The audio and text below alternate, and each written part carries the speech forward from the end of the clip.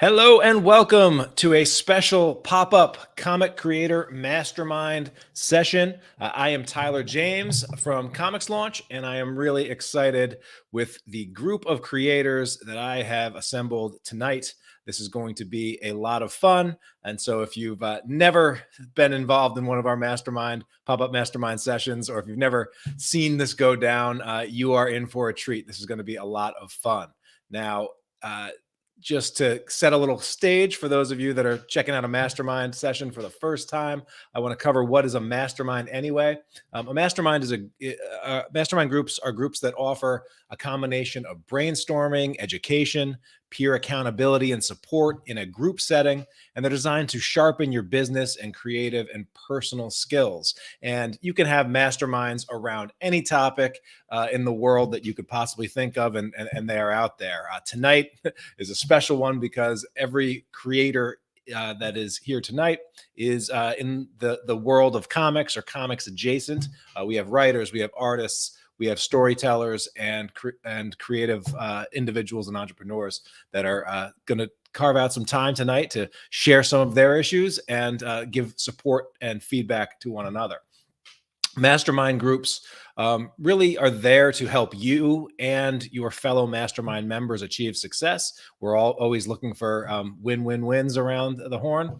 And this is a special kind of mastermind experience. It's called a pop-up mastermind. And what's different about a pop-up mastermind is these are one-time events. One-time events, often the creators do not know each other or do not know each other well. Sometimes they do, but often this is a group that has never been formed before, sort of a one-time team up. And still, even with that being the case, they still tend to be highly valuable and a lot of fun. And by the end of it, I'm going to ask every creator here to share what they got from the experience, their top takeaways. And usually they're pretty enlightening for everyone involved, even those that watch elsewhere. Even those that aren't participating directly in the hot seats, but are tuning in, watching us on Facebook, watching us on YouTube, watching us around the interwebs. And so that is a pop-up mastermind, and that's what we're going to do tonight. That's a slightly different than the ComixLaunch Mastermind, which is a group that I run. And it is a group that is not a pop-up. It is actually a ongoing mastermind. And so in the mastermind that I run, and we will be re-enrolling next month. You can go to comixlaunch.com/mastermind to get more information about that. So if you're interested in joining and having sessions and being a part of these sessions on a monthly basis with a group of creators that you will get to know well and get to know their businesses well, and they'll get to know and support your business as well, I encourage you to head on over to comixlaunch.com/mastermind. You can get all the information on that. And we will be happy to see if we can find a good group for you in the new year. Running the comic creator mastermind groups is really one of the most rewarding things I do on a day-to-day basis. And I've been doing it. This is my 5th year of doing it. And they are just a ton of fun, work with a lot of great people, and just see tremendous connections and great things that have come from it. So I'll be talking a lot more about masterminds over the next month of the Comics Launch podcast. So if you're interested, you can find out more about that. And I will also be doing a live information session where you can tune in and get more information about the Comics Launch Mastermind on Tuesday, June 7th at 3 p.m. And if you go on to the interest list, you get on our interest list, you'll get all the information and invited to that live session as well. All right. So for tonight, however, tonight's mastermind is a roundtable of creators who I've assembled. We have Nathan Lueth, who is an illustrator and graphic novelist, J.S. Earls, who has not yet joined us yet tonight, but maybe running a little bit late and will hopefully join us before this is out, because J.S. has brought a really good topic to the table. Shane Chesby, he's a convention organizer, artist, and publisher. Jacob Michael Campbell's a multimedia artist and designer. And Scott Harris King is a comic book writer. And so we have a strong group of creators that are each nice enough and brave enough to bring a real issue that's going on in their creative business right now to the table for feedback and support from the group. This session will be facilitated by me, but by no means am I the star of the show. In fact, what my best role is just to draw as much genius out of the collective minds in this group as possible. I am a publisher of comics, graphic novels, and children's books as well. My publishing company is called Comics Tribe. I'm also the founder of ComixLaunch, which is a podcast, and I also run a private program called ComixLaunch Pro that several of the creators that are here or are watching have been a part of, and that is a program that's really designed to get creators to take their careers to the next level through building their audiences and launching awesome projects on Kickstarter and in platforms beyond. So what you're going to see in just a minute that we're going to get started on is our creator hot seats. Now, in our hot seats, they'll sort of go like this. A creator will be put on the hot seat, and they will be asked to briefly identify or present an issue or a topic or a current challenge related to their work. After they've had the chance to lay that out for us, before we dive in and start throwing ideas at the creator or ask them or give suggestions or try to help them with it, we always try to take a step back and ask a few clarifying questions to make sure that we have the full scope of what's going on in the issue and the topic. There's a real tendency to want to just rush out and start giving advice and talk, but usually that's a lot less effective without this step of just drilling down a little bit more into what the real issue is at the heart of the creator's issue. After that, we'll have the creator sort of step back a little bit, and we'll go around the horn and try to brainstorm as many possible potential solutions or ideas to that challenge as possible. And then for the fourth step, we'll come back to the creator, ask them to sort of reflect what they got from that session and see if they're ready to commit to taking action on anything new as a result of the discussion that we just took part in. And I've been doing these pop-up sessions for a few years now, and some of the results that have come just from a pop-up session have resulted in massive Kickstarters, collaborations, new paths and opportunities for creators. And so it's exciting to see where these creators will end up 6 months, a year down the line, just as a result of having this interaction. And I've also heard from creators that have watched these masterminds and have taken notes on these hot seats or got an idea or a spark of an idea just from seeing another creator present those challenges. And so I'm really excited to get started and see what we have going on here in this week's and this month's mastermind session. So with that, we're actually going to kick things over to Nathan. And Nathan is going to start us off with his hot seat. So Nathan, can you share with the group what's on your mind and the issue that you are bringing to the group today? Most certainly. I have something of a golden problem, I like to think of it as. I've run 4 very successful Kickstarters for my Steam fantasy graphic novel series in Pure Blood. They went great. And now I am looking at a couple of thousand copies of my books sitting around in my basement. They're not going to go bad or anything like that, but they're taking up space. And I'd, of course, like to, monetize what I've made and also make room for more things that are coming down the pipe. I'm pretty okay at selling them at conventions. Not as good as some, but better than others.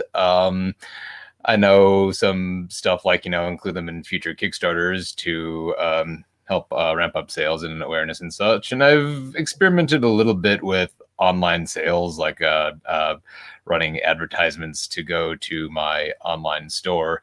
But I mean, I would like something that's a little lower touch, I guess. Conventions are a big time and money sink, of course. Running online sales, pretty low investment, low commitment, but they still require some doing on my part, running it like a Kickstarter campaign. And then like I do like the idea of selling them during Kickstarters, but then I feel like I'm also kind of cannibalizing some of that revenue to create the next thing, and I'm not getting to keep as much of that as I like. So I guess what I'm looking for here is a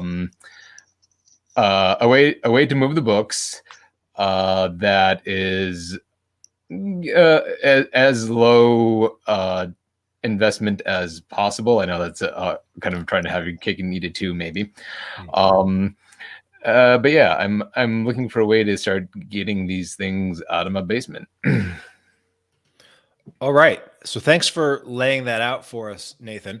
And before we sort of share some ideas and see what comes up for us, I want to check to see if anyone has any clarification questions for Nathan. And I will also say, since we do have over a dozen creators that are tuning in live, while we'll be focusing on what's going on in the hot seat here, please feel free to participate, ask questions, share ideas. These are we're going to be looking back over these streams as well, and it can come back after the fact and engage with you. So please don't hesitate to take part in this as well.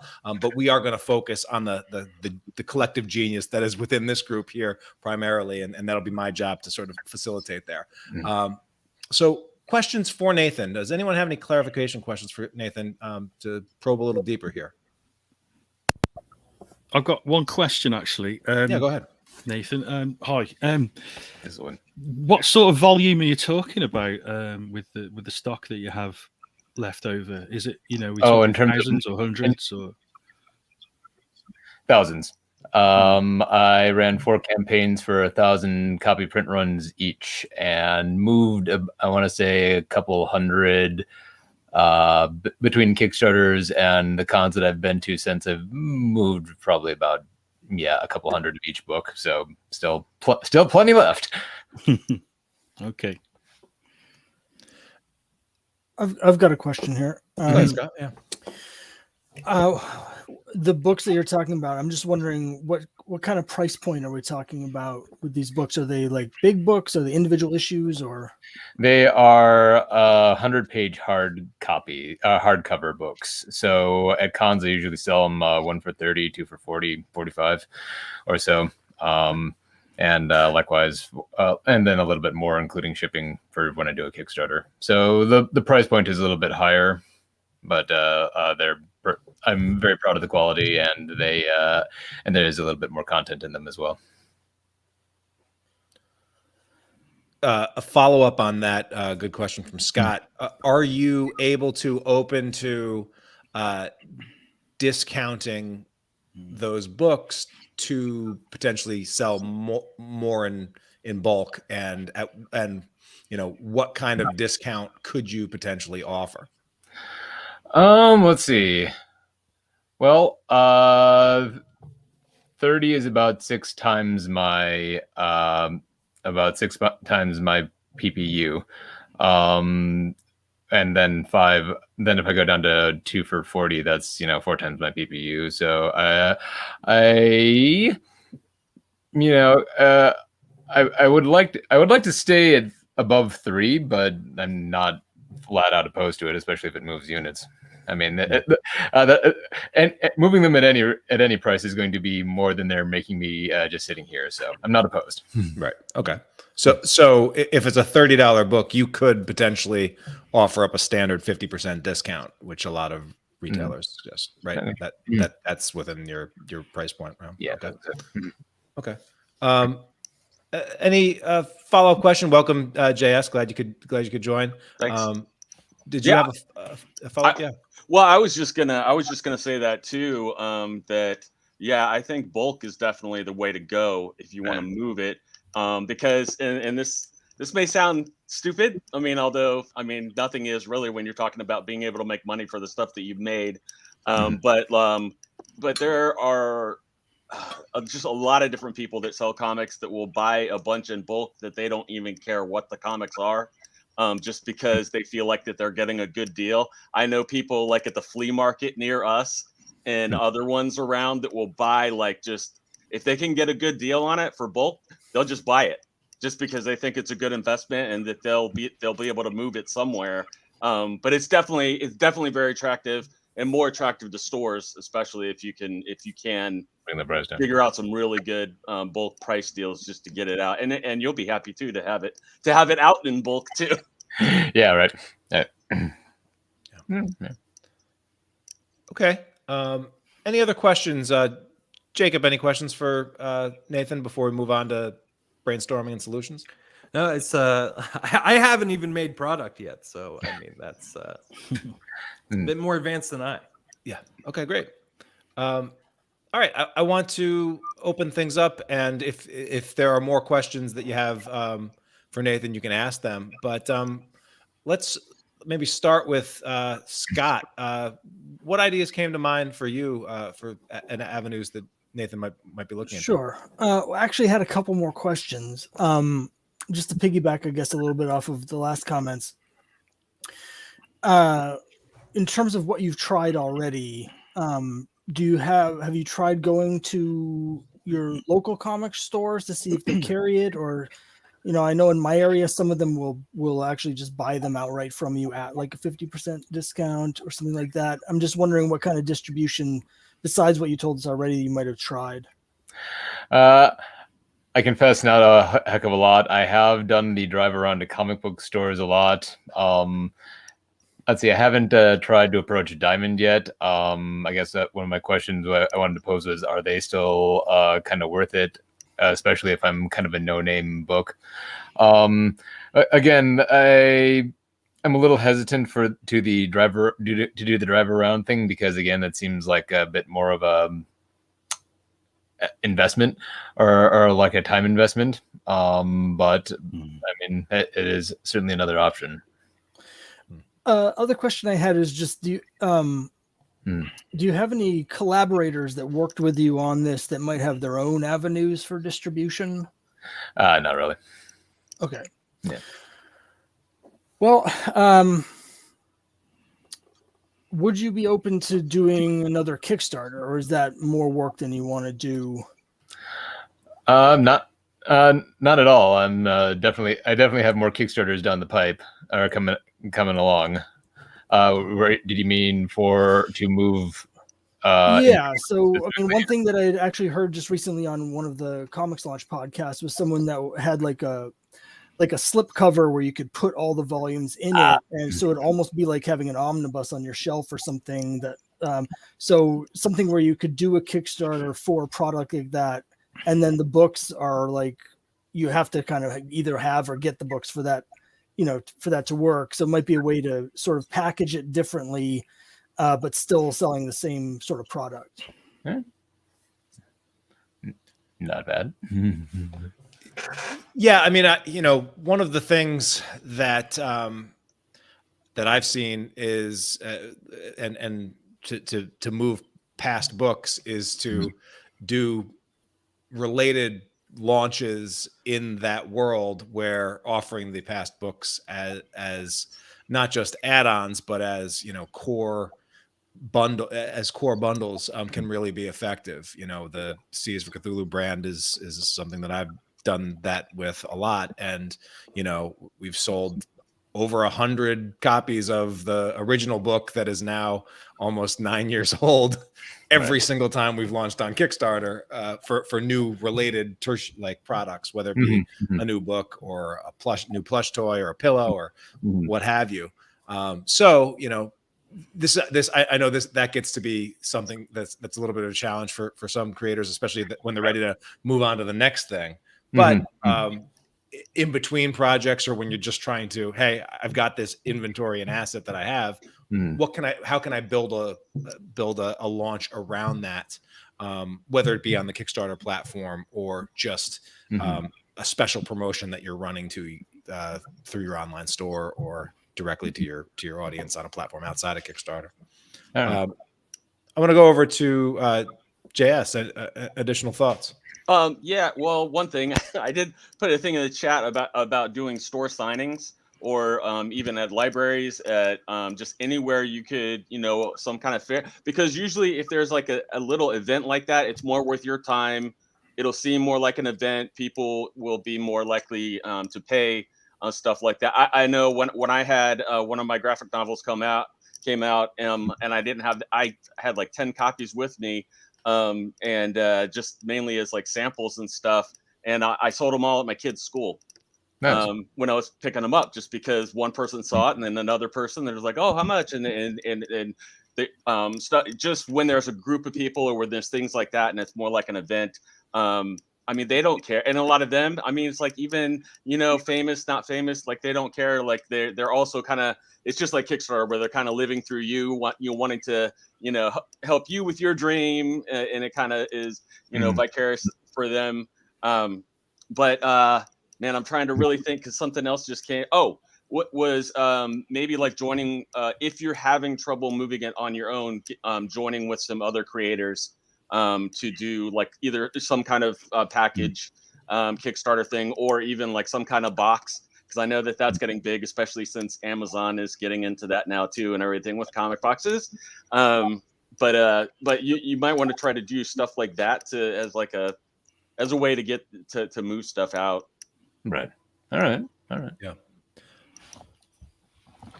Other thoughts, additional ideas. Just one question before I make any suggestions. Does the book have ISBN barcodes? Yeah.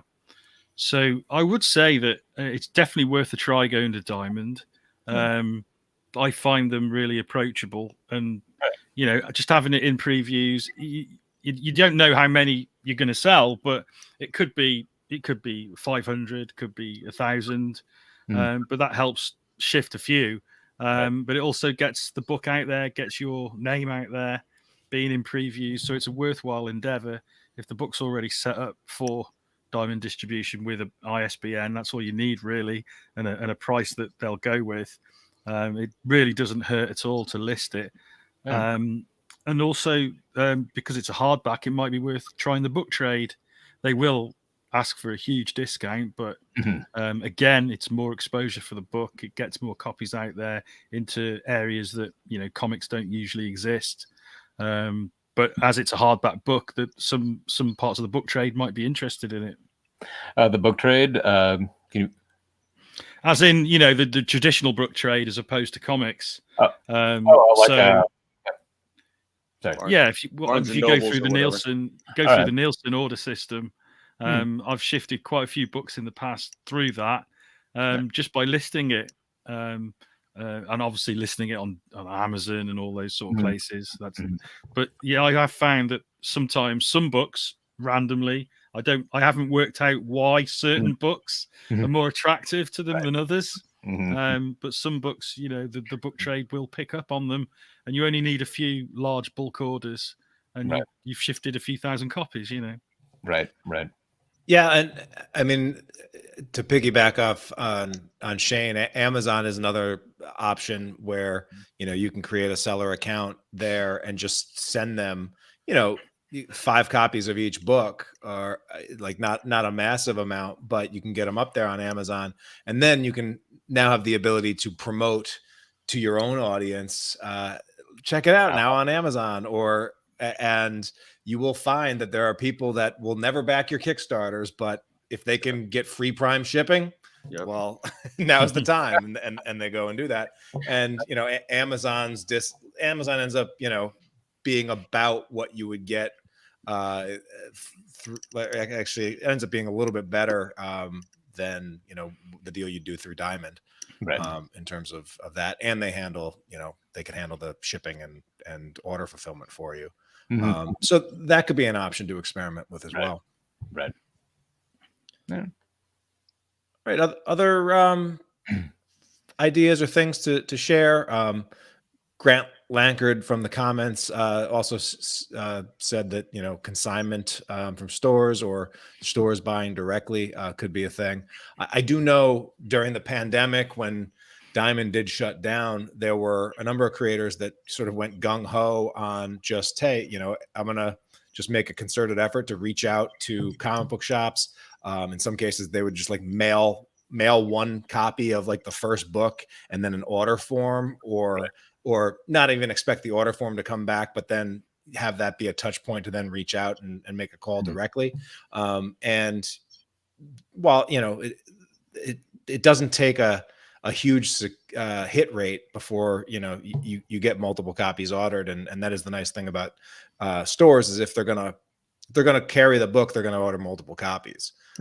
So if you could systematize it, if you could come up with a pretty orderly system for it, you may find that, hey, before you know it, I'm moving sets of this book now.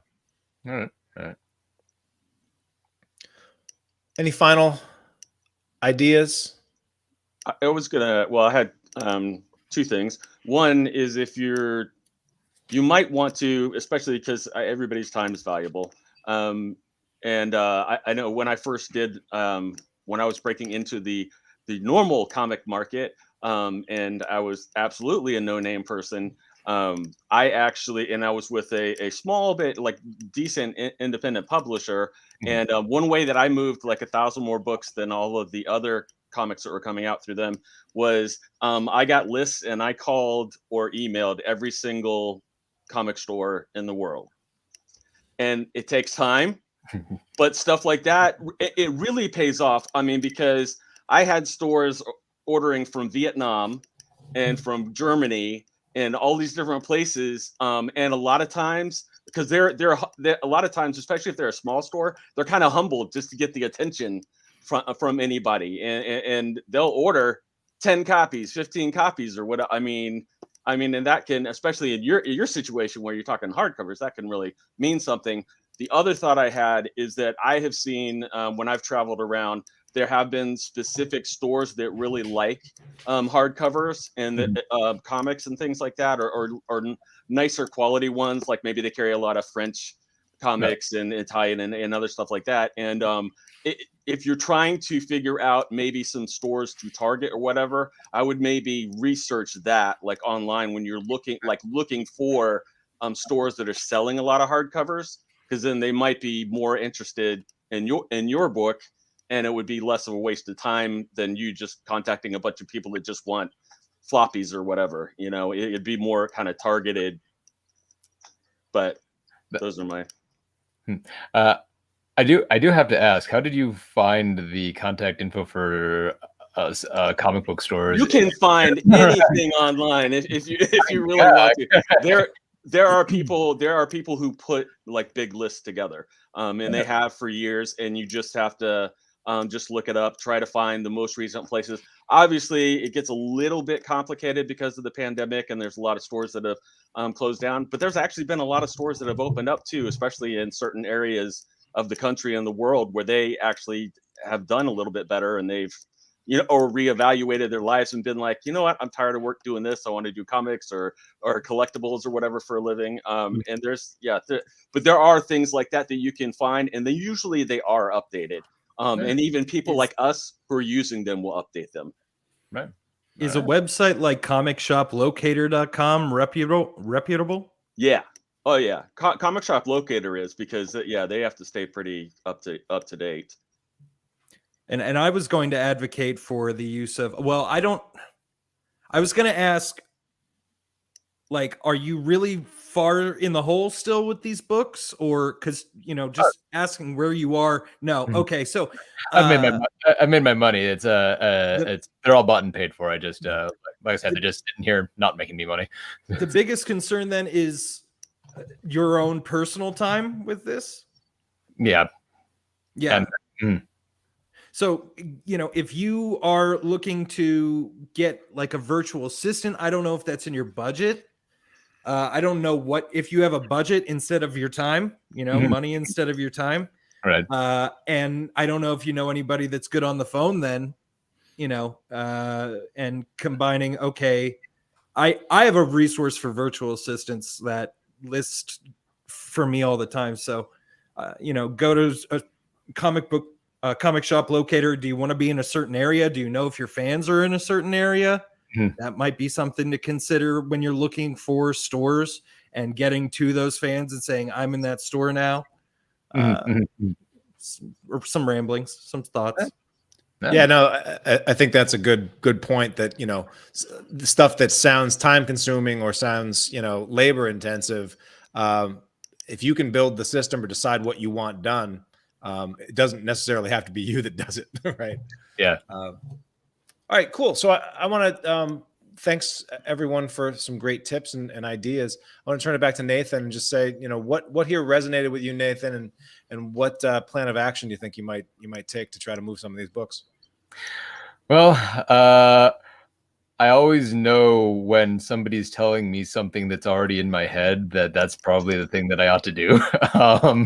So the slipcase Kickstarter is an idea that I've been kicking around, and I think that's definitely going to be on the horizon. Getting stuff onto Kickstarter and in Diamond is probably something I will be doing moving forward.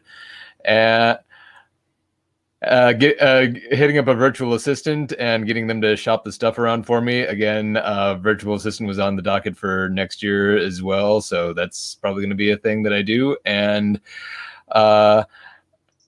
yeah, apparently I don't know how they ever found me, but I do have a lot of Kickstarter backers in Northern Europe and Scandinavia for some reason. So yeah, that was a good that was a good one. I'm definitely gonna have to combine the virtual assistant with that one. So yeah, and while I hate to do it, lowering the price point is probably also something that might get them moving a little bit more at cons and book fairs and such. So all right, so good stuff. Thank you guys. Great. Yeah, thank you, Nathan. Great topic. So we are masterminding. For those that have just joined us or have been watching, we have a mastermind roundtable with a number of talented creators. Each creator is bringing an issue of their own choice. So these will cover a wide range of topics tonight. And we are just excited to have you tuning in. Again, feel free to comment and share your own expertise in the chat if you're watching live, and participate as you will. We appreciate you.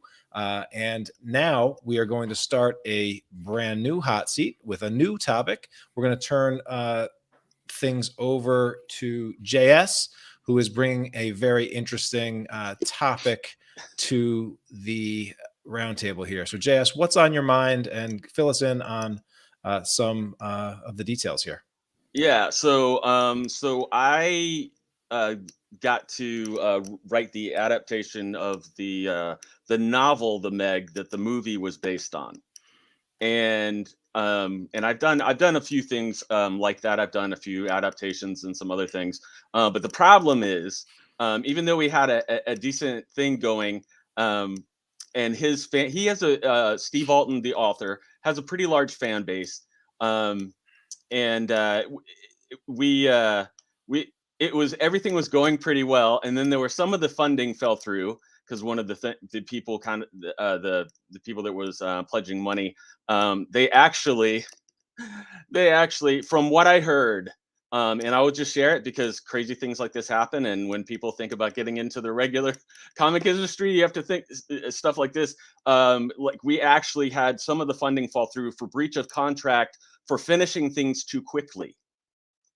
And I believe it was probably because the people that were funding it had some kind of thing about, like, their invoices, like whenever they get invoiced for something, they pay it within 30 days. So we were rushing to meet the release of the movie, but I have a feeling that the art director guy was submitting those too soon, and they're like, we can't be paying out all this money this quick. We were going to spread it out over 6 months or whatever. So they dropped that. And then because of that, the publisher started looking for the cheapest publishing deals, the printing deals and things like that as they could. Ran into one headache after another with that situation, just because they were trying to do it and get things out. It ended up being literally like 2 years before it got out that the actual most of the graphic novels, and it was originally going to be comic issues too, and it took a long time. A lot, like the first 3 came out within a year, but then the next ones were delayed. So the whole thing was about 2 years later. And a lot of his fans, and Steve, but a lot of his fans and different people got really angry about that.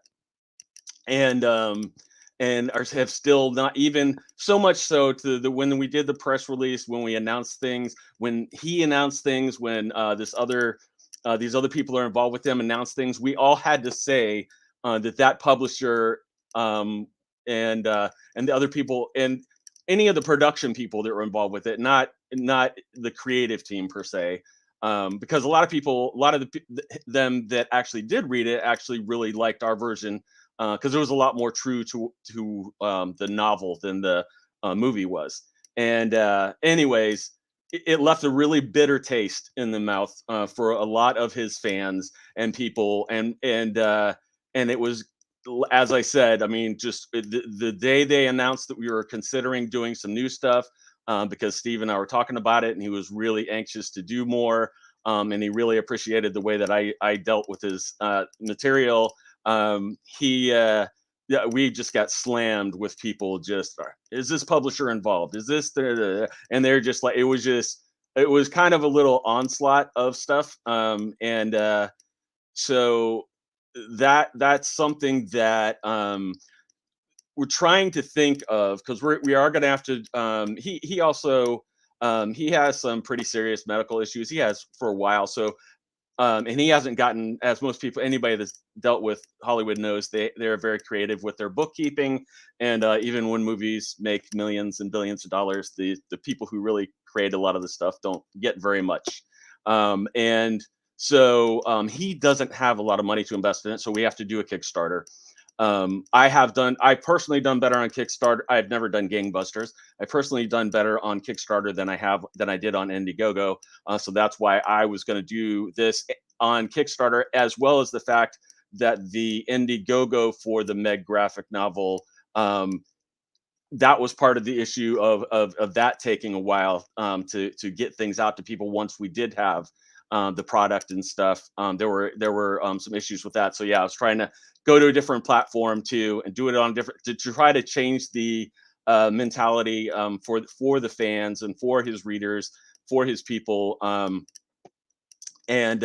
So yeah, the biggest thing that I'm really trying to consider and think about is with the Kickstarter, and honestly with anything else too, is like what to do to really help give especially his fans confidence that the one that we're gonna work on next will come out sooner.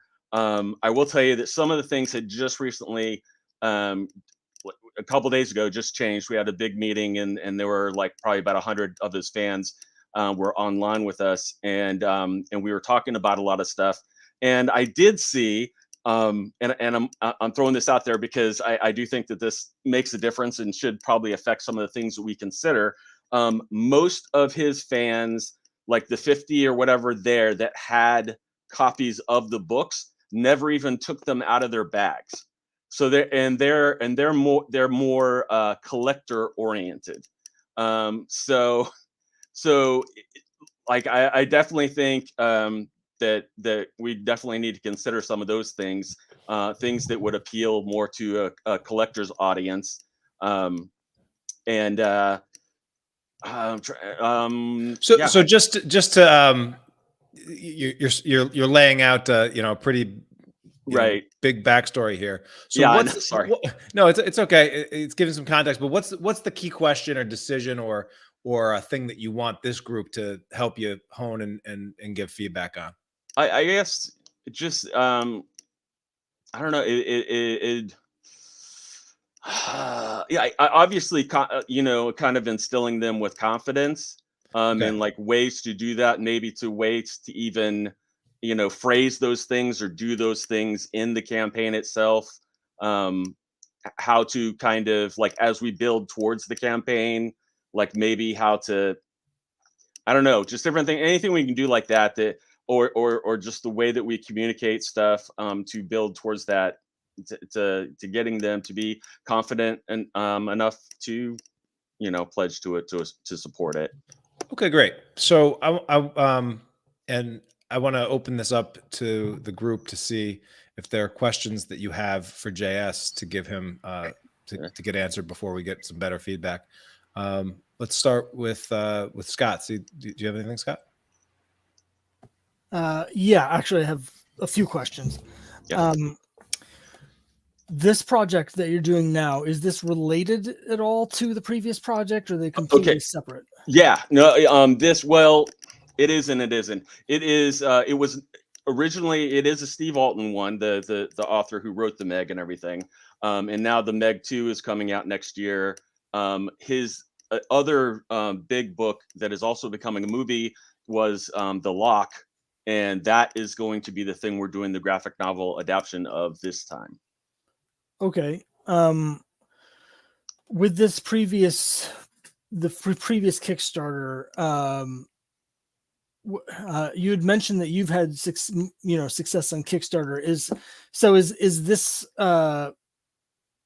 is the stuff you've done on Kickstarter you've had success with? Was that was also separate from the projects you're doing? It's separate from, yeah, those were more like my separate projects or things that I've done with other people. It's not related to Steve Alton or any of that stuff. When you're doing, just on a technical level, when you're doing the Kickstarter, is this going to be launched under your account or under his account, or like who's?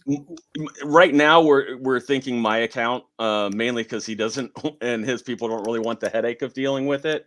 And they've had some kind of issues trying to run crowdfunding thing, because all of them are older, and they definitely have some trouble with those things. So they've and I've worked with him enough that like he trusts me, and he understands. We talk a lot of the facts and figures and different things, and just really he knows that like I know what I'm talking about. Obviously I have not going to gangbusters like you guys have done.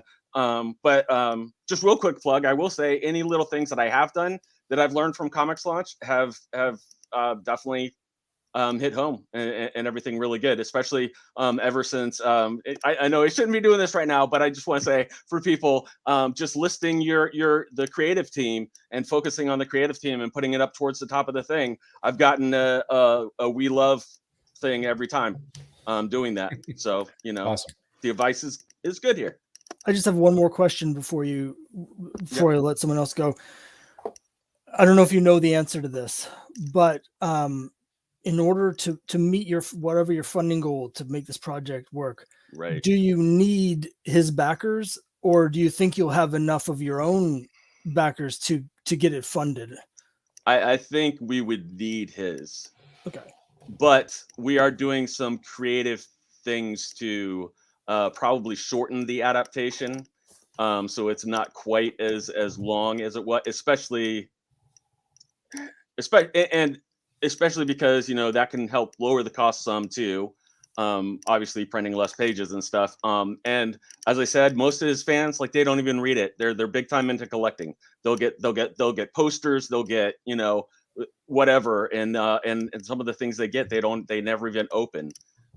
So I'm worried about the content because I'm a writer, but and I want to make it as good as we can too. But I don't feel like we have to make it a 300-page thing when a majority of his people are not even going to read it. And he does have, he has thousands of followers. I have maybe 150 or something.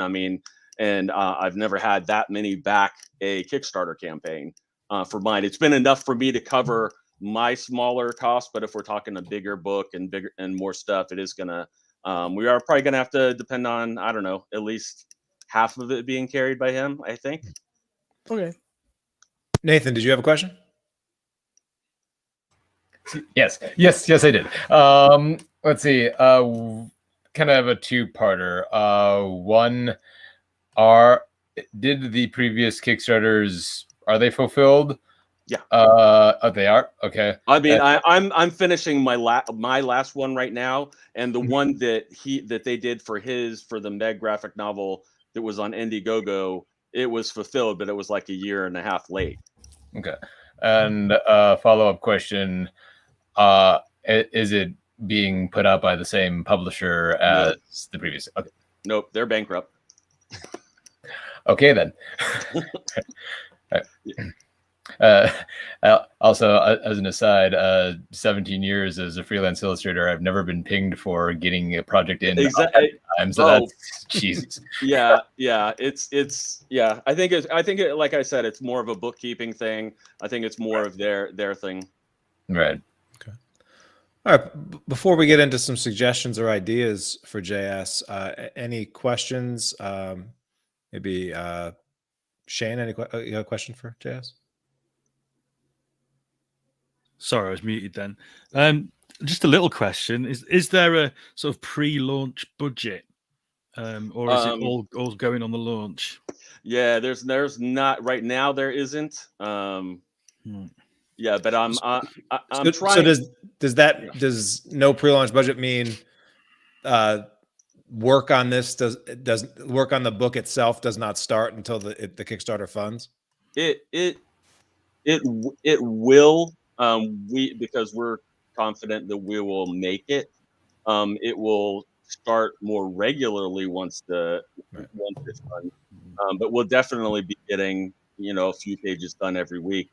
And we know how important that is to be able to show at the launch. And I agree with a lot of people that have been on here and have done really successfully. That you want to show as many pages as you can to show people what they're getting. And again, that kind of plays into the building confidence in them too, because I'm sure when they were waiting for the books, they're like, are these even done, or are they even and I'm going with the creative team, and we're like losing our minds because we had it done like 2 years earlier, and yeah, it's just yeah, that's I mean, the one thing, like, I can, like, for me personally, like, I can spring for like launch or whatever, to use that. But like, but more than that, it's going to be tough.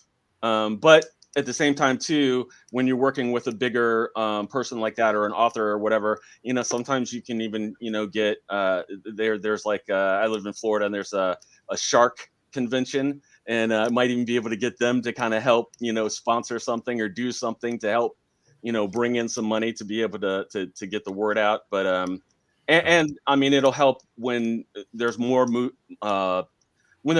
coming out about the movies and stuff like that. That'll be definitely a good time to try to help push some of that. But yeah, there's not a lot of budget. It's pretty much me, and I'm disabled, so I don't make a lot of money. So yeah, that's another kind of, yeah. I mean, if I could throw money at it, I would, because I probably have more confidence in that than I do in myself. Especially just because he has a bigger name. And like I said, like, if we can prove it to him, I mean, they have the people that'll do it, and they pay stupid money for, I mean, almost anything related to his stuff. So yeah, it's just. May I ask, what is your funding goal for the campaign? Well, we're just changing it, because we're actually, and I don't know how stupid or good you guys might think this is. There were, back in the day, there were these the classic versions of the classic stories that Marvel retold, and they did them in 52 pages. Ours in the past, and actually I've read a lot of them, and I think that the pacing and everything works really well. And this story has a lot of not as exciting stuff, because there's a lot of courtroom scenes and stuff. Aside from, it deals with the Loch Ness monster, but there's yeah, so there's but it's classic courtroom drama. Yeah, it's not. Yeah, well, his dad was killed by the Loch Ness monster, so, and that's what they have to prove. Obviously, that's one of the things he has to prove in it. Yeah. So, yep. So, spoiler alert. So it sounds like you haven't, like, you're talking about the format of this. Yeah. Well, it just changed. It just changed like Sunday. So I mean, I'm questioning whether or not that might even still be too big. In that, if your goal is the last project we did not fund on time, and it went several years late, right. And this is a collector's audience that likes collectors. Like, why not release The Lock #1 as one of a 2-part or 3-part or 4-part miniseries and serialize each one? Is there a reason for that? Because that's not what he wants and not what they want. Okay. I mean, like, so I understand that. Yeah, that's what I would want. Right. I'm with you. Do you know what their big they want about that? Because they like novels. They like, they're not TV people, they're movie people. They want a complete story in whatever they have. And, I mean, do they understand that, like, this may be a better path to get that get that thing done versus because if you're telling me all right, it's going to be 54 pages, but we can maybe only have the budget to do 5. Right. Then you're also telling me this is probably going to take a lot longer to fulfill for our audience than it would if it was smaller and we were chunking it up. Like, yeah, I mean the goal is that we don't necessarily want to do a fast launch. Like we we're, like I said, we could probably be getting like 4 or 5 pages done a week, probably leading up to at least like 3 months before we actually launch. So we could get a decent chunk done, and have a decent amount of stuff on there. And the people that I work with are very used to doing professional work and working quickly and but high quality and everything. And it's just but believe me, because I was really trying to get them to do that, and they're just like, no. I was lucky to talk him down to 52 pages. That was kind of the compromise that I kind of sold him on, and really reminding him, doing triple that is what made the people have to wait for, your fans wait for so long and get so mad. Yeah. So but that's an issue, especially because this is what we kind of do for our living, or to try to do it. But I have a quick question. Yep. So what in particular has been done to make amends with his fan base? Mostly just get them the books, but that wasn't like, I wasn't involved with that. Those were other people. You are now. Yeah. Oh, exactly. The good thing is I'm kind of like, even though I'm not a pretty face, I'm like the good face on it, because most of his fans liked the adaptation that I wrote. Like, they really, really liked it. Like, most of his fans hated the movie, honestly, because it's like nowhere close to the book. And I think Tyler and some other people have suggested in other things, we went a little bit more big budget, and did a lot of the big budget scenes in the comic that we knew that they couldn't do in the movie. Because there's actually, in the story, there's a lot of battleships, submarines, a ton of other things involved, massive ships, other things that we were able to bring into it, because we were not limited by the budget of the movie that could only do so much of those things. So that's the good thing is they're happy with me, at least right now. And they have been, and they've complimented my adaptation online and different things. So that's good, and that's one reason why I have been willing to take it on, because I personally had a decent relationship with the fans.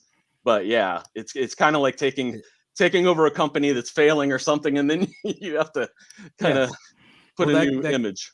Well, that's interesting. I'm just curious if there's an opportunity to account for what has been done and what will be done moving forward to ensure that these types of problems don't occur, and maybe in video format, something really digestible. Okay, something, that's good. Yeah, to really lay it out and spell it out for people. This happened. This won't happen now. Yeah, and say why and what we're doing differently. Yeah. Okay, great. I want to give a couple of opportunities, just people have thoughts for the bigger question of how do you build trust and confidence in a project to to a fan base that maybe, a few years ago, maybe they, lost a little bit of confidence in a certain creator's crowdfunding efforts. Yeah, and I was even going to say confidence in general too. Like, if there's, yeah. So I mean, sorry. Yeah, well, Shane, and then Scott. Just a little thought, because I mean, it's sort of going over old ground a little bit, but I think if for the fans to have confidence in what you're doing, you need to have confidence in what you're doing as well. So, just reading between the lines, I think that there are doubts that you can confidently, finance a 52-page book, and if that will come across on your campaign, when you're talking to people. So I think I would definitely go for a smaller package, something that you have full confidence that you can deliver, because they'll know if you're not confident in that, and if there are doubts. I really do feel quite strongly that the best way to go would be a smaller book. It could still be a self-contained story. It doesn't have to be, if the storytelling is more condensed, you can deliver something and say, look, we've delivered this, 22-page book. Look, we did it. And it's really good. The quality is high. You can see that we can turn this around. The confidence is restored. And then you come back maybe with a 52-page book after you've proven yourself with a smaller book. I think that will work a lot more effectively than just trying to do something that you're not sure that you can actually complete. I mean, I'm not saying that you couldn't actually do it, but I think, without any funding up front, it's really hard to then get across that to the fans that'll happen. And there seems to be a little bit of a contradiction with the fan base as well, because you were saying that they're more book fans than movie fans. No.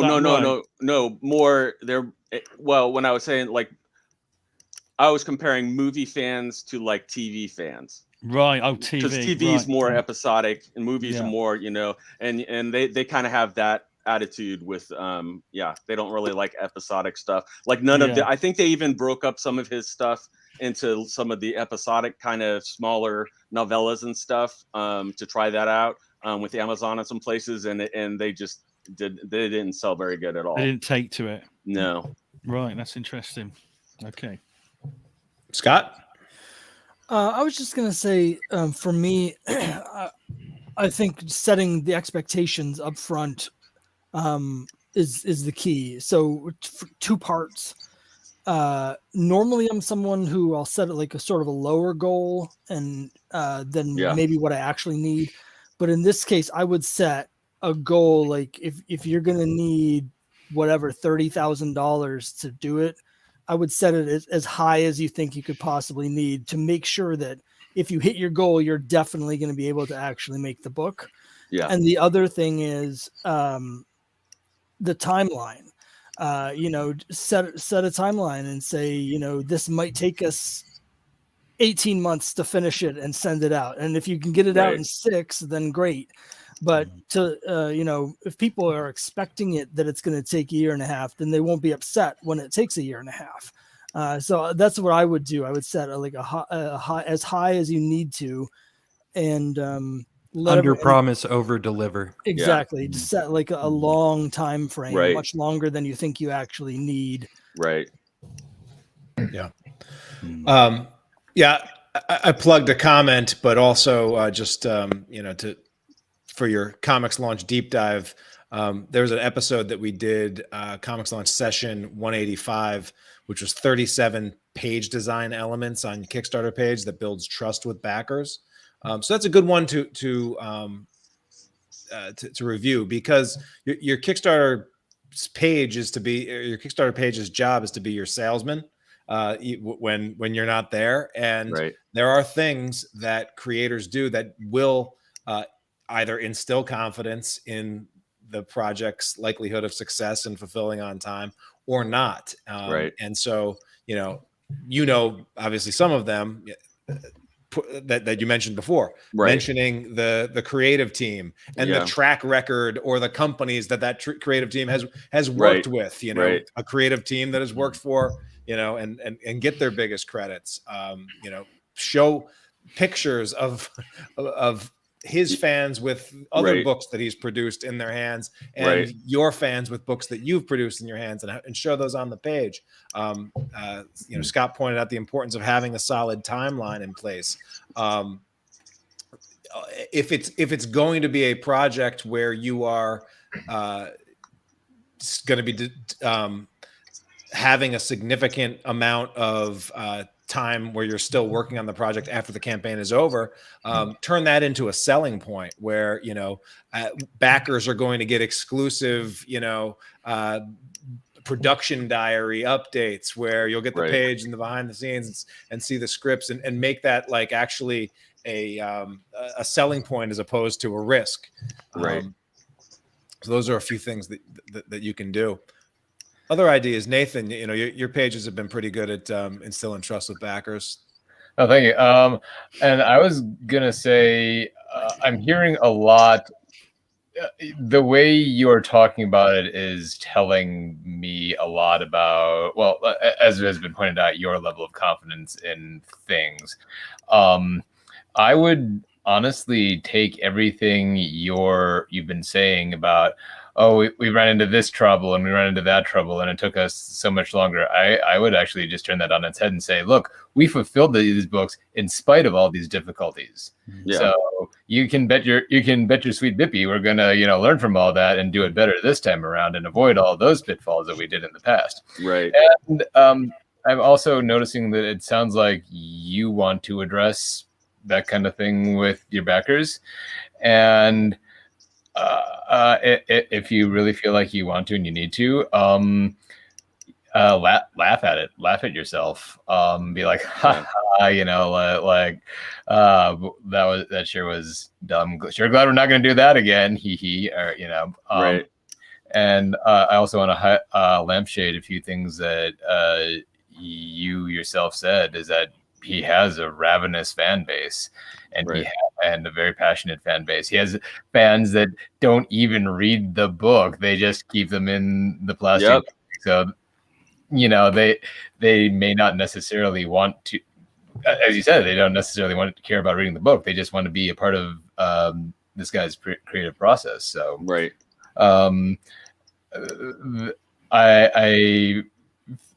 I can relate a lot because I launched my fourth book when my third book was still on the way from the printer in China due to the COVID restrictions, and I polled my audience, and like literally 99% of them were like, "Do it anyway." So. Wow. So yeah, so you actually have a track record of success and of fulfilling and of holding up your end of things, as I said, in spite of all of the adversity and the that you've been through. So I would lean on that, actually. Yeah, I want to piggyback on what Nathan said. Even though we tend to go towards the squeaky wheels or the complainers, sometimes like there are going to be people in the audience that are going to call out and talk about that stuff, but I would not be putting most of my focus there. I would be spending 99% of my focus on getting people really excited about this new thing, right? Right. That's in the past, like a year and a half, and it took a year and a half to fulfill. Well, compare that, like, Right. that's better than a lot of Kickstarters, and Kickstarter is in a pretty big place a couple years afterwards, and so have the company line on what happened in the past and what you're going to do to address it, and you can include that in your risks and in your risk section at the bottom of the page, and acknowledge it there. But I would spend the bulk of your effort getting these fans fired up about new material from this beloved IP that they've enjoyed, and now they get to see realized in a new way.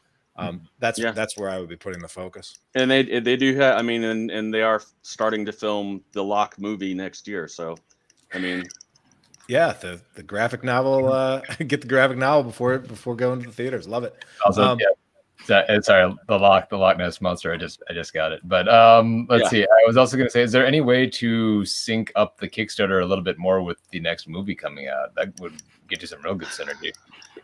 It's just a matter of like not having the funding up front. I mean, that's the. Mm-hmm. I mean, absolutely. I mean, that's what we would want to do. But at the same time, too, that might also lead into kind of, being able to get it into Diamond and other things like after that, at that time when that would, really help it in that market. Mm-hmm. Yeah. All right.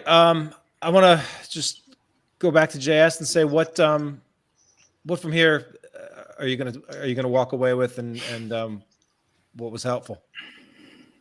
Yeah, I mean, I definitely agree with like which is always hard to not focus on the people who are complaining. But yeah, just trying to, as much as possible focus on the good parts.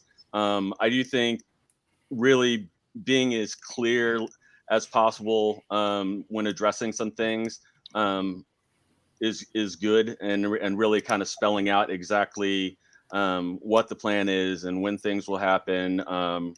Definitely will put a long time frame for when we're gonna fulfill and everything. But yeah, and doing the video, I know, yeah, I definitely agree with doing the video stuff too, because it's a lot more I don't know, personal and honest and human, and than me just typing stuff or saying different things. Just being honest and saying, hey, we were as frustrated as you guys were. Yeah. I mean, there's a lot of stuff. I mean, I think the pictures with his fans with his books, pictures with my fans with my books and stuff. I think that's a good because it just kind of helps build the hype and the excitement around that stuff. But yeah, I mean, I wrote down most of the suggestions, and I'm probably going to do like 75% of them, I would imagine. Awesome. Well, that sounds like a good ratio there. Thanks for bringing the topic up, and it sounds like it's a promising and exciting IP to be working on. So we look forward to seeing it on Kickstarter sooner rather than later. Yeah. All right. I want to jump over to Shane now, and Shane has a hot seat topic that he's going to be bringing to the table. Shane, what's on your mind today? Cheers, Ty. So yeah, I've been publishing for a very long time, but Kickstarter, I'm a bit green. I've only done a few campaigns. And what's happened is I've had an opportunity to publish 2 or 3 books, and on the way. The campaigns aren't built yet, but they are time sensitive. And 2 of the projects are with really well-known creative people. So they are quite high profile, and because they're time sensitive, it means that it looks as though I'm going to have to do multiple Kickstarters in one go, which is challenging. And the big challenge for me is to hit the deadline, which is to get these 3 projects out by September, and at the same time do a decent campaign that isn't rushed, and produce a great product that isn't rushed. And that is my challenge, really. That's it in a nutshell.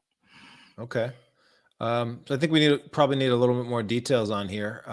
Who has questions for Shane?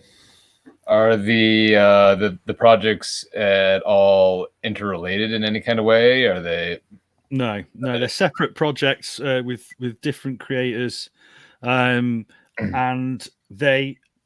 I've made them time sensitive because I've got an event that I want to launch them at.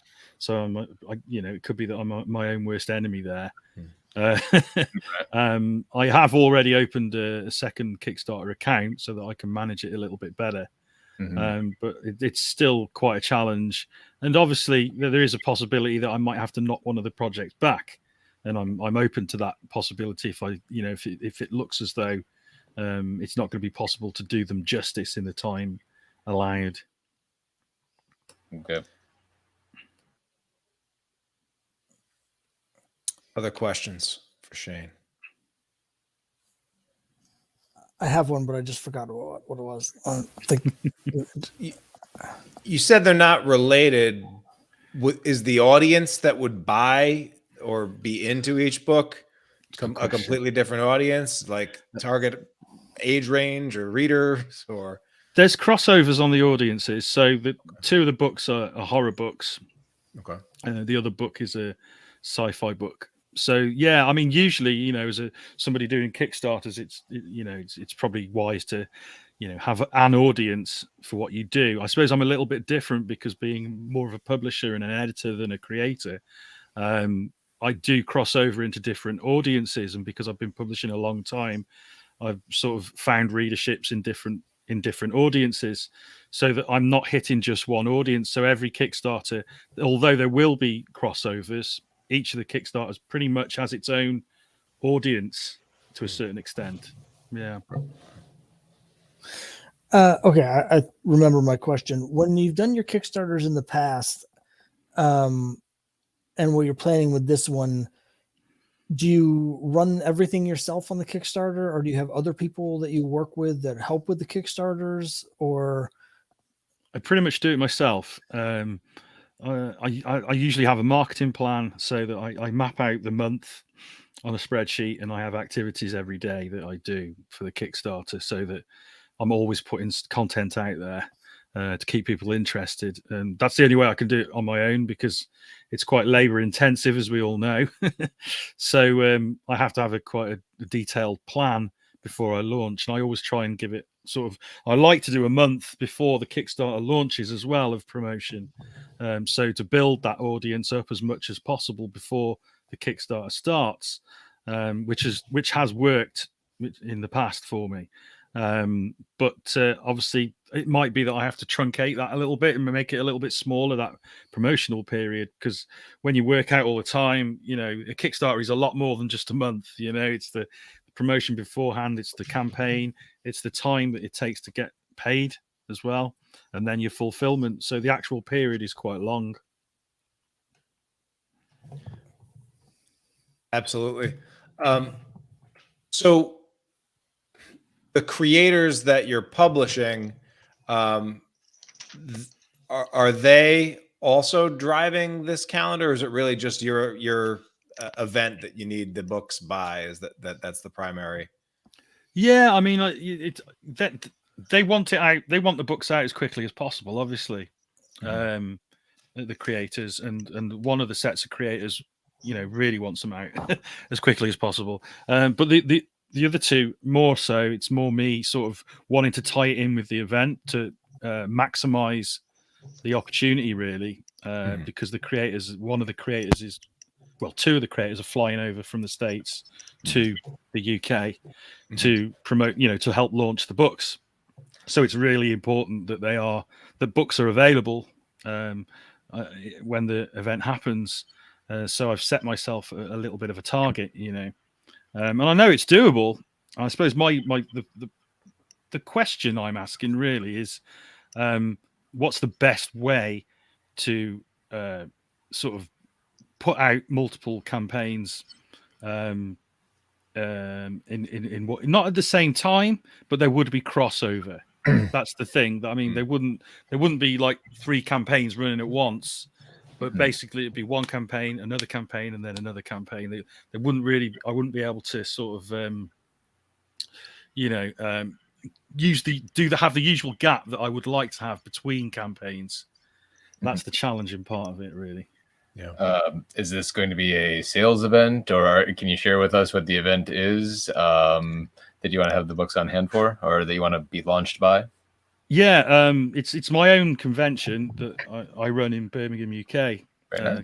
and it's it's a great opportunity because I haven't got to pay the convention to do it. Right. I haven't got to pay for space. Well, I have, but you know, it's within my own convention, so it is a really good opportunity. I can use my own resources to promote it.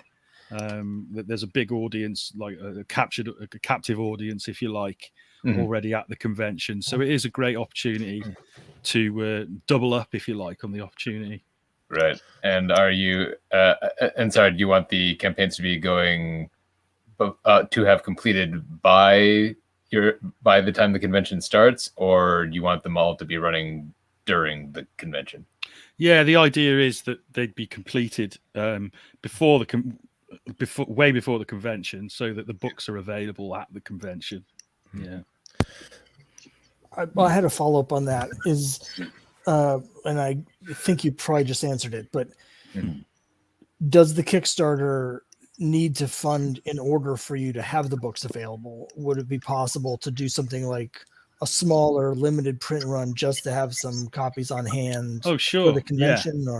Yeah, and that's something I've looked at. That might be something that has to happen for one of the books, and that is an option that I've sort of put in the wings, if you like. And yeah, I mean, you guys might turn around and say, you know what, it's not a good idea what you're doing, and that yeah, I'd take that on board. Yeah. So, I mean, the great thing about Kickstarter is there are rules and there are all sorts of things, but there's also so many of the way you use it is up to you, and you get to be very creative with it. I am not like my advice generally is if you have the choice between giving each book its own launch and its own time to breathe and really sell, and you can focus on the creative teams, like that is usually best in terms of total amount of funding raised. But given who you are, what you're building, and the other goals, I could also potentially see that maximizing the total funding on Kickstarter might not actually be your number one priority here, if that's the case. And so if that's the case, well, then maybe a Scratch Comics summer line launch where you brand it around, 3 ultimate books from your favorite convention organizer, like, and putting that out. There have been successful examples of Kickstarter projects or publishing companies that for similar reasons, they've got these multiple projects, they're on the same timetable, they don't really have the bandwidth to do 3, 4, 5, 6 Kickstarters all separate, stacked over the year, and so they just launch them all together, and their fans can save on shipping, and they can build around that. So it's not usually what I recommend, but for someone that is used to organizing a lot of things and probably has a lot of creators that are on your mailing list and know a lot of creators, like, and are used to having a table with a bunch of different products on it, it may actually be something, because you are a publisher, you are known as a publisher primarily, where you might actually be in a really good position to release a project around a line as opposed to just an individual title. That's good. I can't believe I didn't think of that. I'm gonna jump on those coattails. I actually had the same thought. I mean, look at what Brandon Sanderson, long may he reign, just did. I mean, he just released 4 books at the same time, and then said a record that probably won't be broken anytime soon. I've also seen other people do similar things with here's the first quarter slate of books, come and get them. And, you might actually get some cross-pollination going on. You might get fans of book A going after book B or C as well. Like, I mean, because there very few people like just one thing. Like, horror people also like sci-fi and vice versa and such. And the other thing that I wanted to add to that is, if it makes it easier on you, gives you a little bit more breathing space, maybe actually run the Kickstarter and promote it at your convention, and use the you might not get the direct sales exactly that you want, but you do still have that captive audience, and funnel that into the Kickstarter. And then at the very least, you'll have the books for next year, and be like, hey, miss out, no problem, here you go. No, that's good. Thank you. Sure. Any other ideas for Shane? I think the big thing is like you guys have said. I think thinking like a publisher as much as possible is the way to kind of push it. I was also kind of suggesting more just because I know how time consuming everything is, especially when you're talking about three different things with different people. I was wondering for some of that sake if you couldn't combine some of like the especially for the two horror books, if they couldn't kind of help each other out with your social media and any kind of advertising, especially if you're doing it around October or something, if you couldn't play into that and use it as a multiple thing. I do a podcast where we interview a lot of guests, and some of our most effective posts and different things we've done have been when we list several guests, not just and they can be totally different people. But then again, like he was saying, you still have that cross pollination because you have the horror fans who like sci-fi and sci-fi fans, who like horror. And I think, yeah, as much as possible, thinking like a publisher and thinking of presenting things in that way. And really, especially if you're going to be the one running it, and you're kind of like the face of it, even though you have those people, to really present it, say, hey, this is I'm the publisher. This is whether it's an official line or not. Obviously, if you can kind of tie things together, it does help. But yeah, I especially just thinking of time. I was thinking, man, if you could market the two horror books together, I think that would be really a smart use of your time, really cutting it down in half. If you could kind of double up on them. You could have the Scratch Comics October slate authors panel at your convention. Yeah, that's a great idea. And have them promoting online as well. You could get them on a StreamYard like this and be broadcasting or have them interview each other. A lot of options there.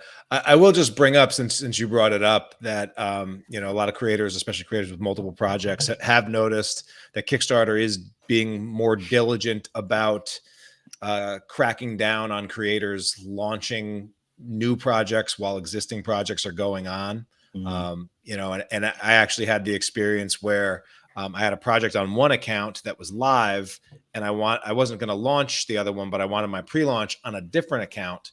But they had the same business entity on both accounts, like the underlying entity and bank account. And Kickstarter actually flagged that and said, wait until that other launch is on that other project on that other account is done before you try to get this approved, because we're not going to improve it.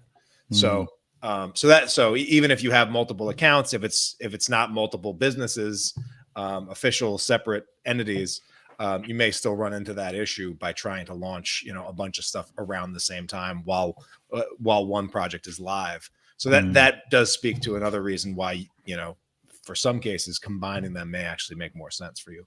No, that's good.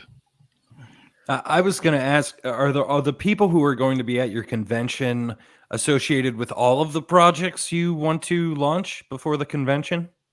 All of the creators will be from the projects will probably be at the convention. So not a single project is not affiliated with somebody that's going to be there, correct? Correct. Yeah, there'll be somebody there for each project. Yeah. Well, I don't know how. In terms of making sure you can do everything, get some help. I'm always saying get some help, but that virtual assistants or whoever. And but I was also going to say, are the readers, if your readers are going to the con, if your backers for these projects are going to be at the con, which I'm assuming they are, it'd be really good to make sure to have some stretch goals that might be. Yeah. Okay. So you're already thinking about that. Yeah. We've got rewards that include convention tickets and things like that, and nice experiences. Yeah, meet and greets and things like that. Yeah. Yeah. Great. All right, cool.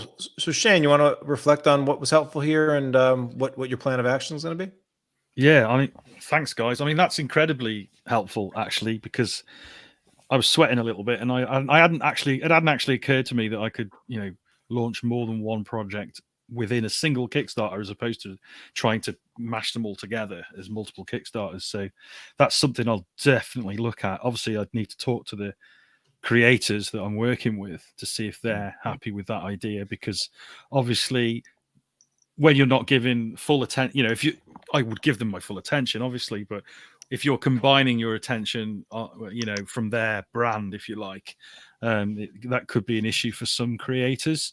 They might want, I want my own Kickstarter. I don't want to share it with another creator, but I also know that it could work well for some, because some of the creators are more well known than others. Yeah. So them being involved in another campaign with a bigger name, if you like, could actually benefit them and benefit their book. So it sort of goes both ways. So there's a lot to think about. It's really helpful, but I'm gonna have to really think about it and talk to my creators about it. But it has given me a lot more options, definitely. Awesome. And yeah, I mean, the one counter that I would say to that, if that does come up, is I would also say, hey, if the goal is to get all these books at the convention and make the convention a special thing, this is what needs to happen.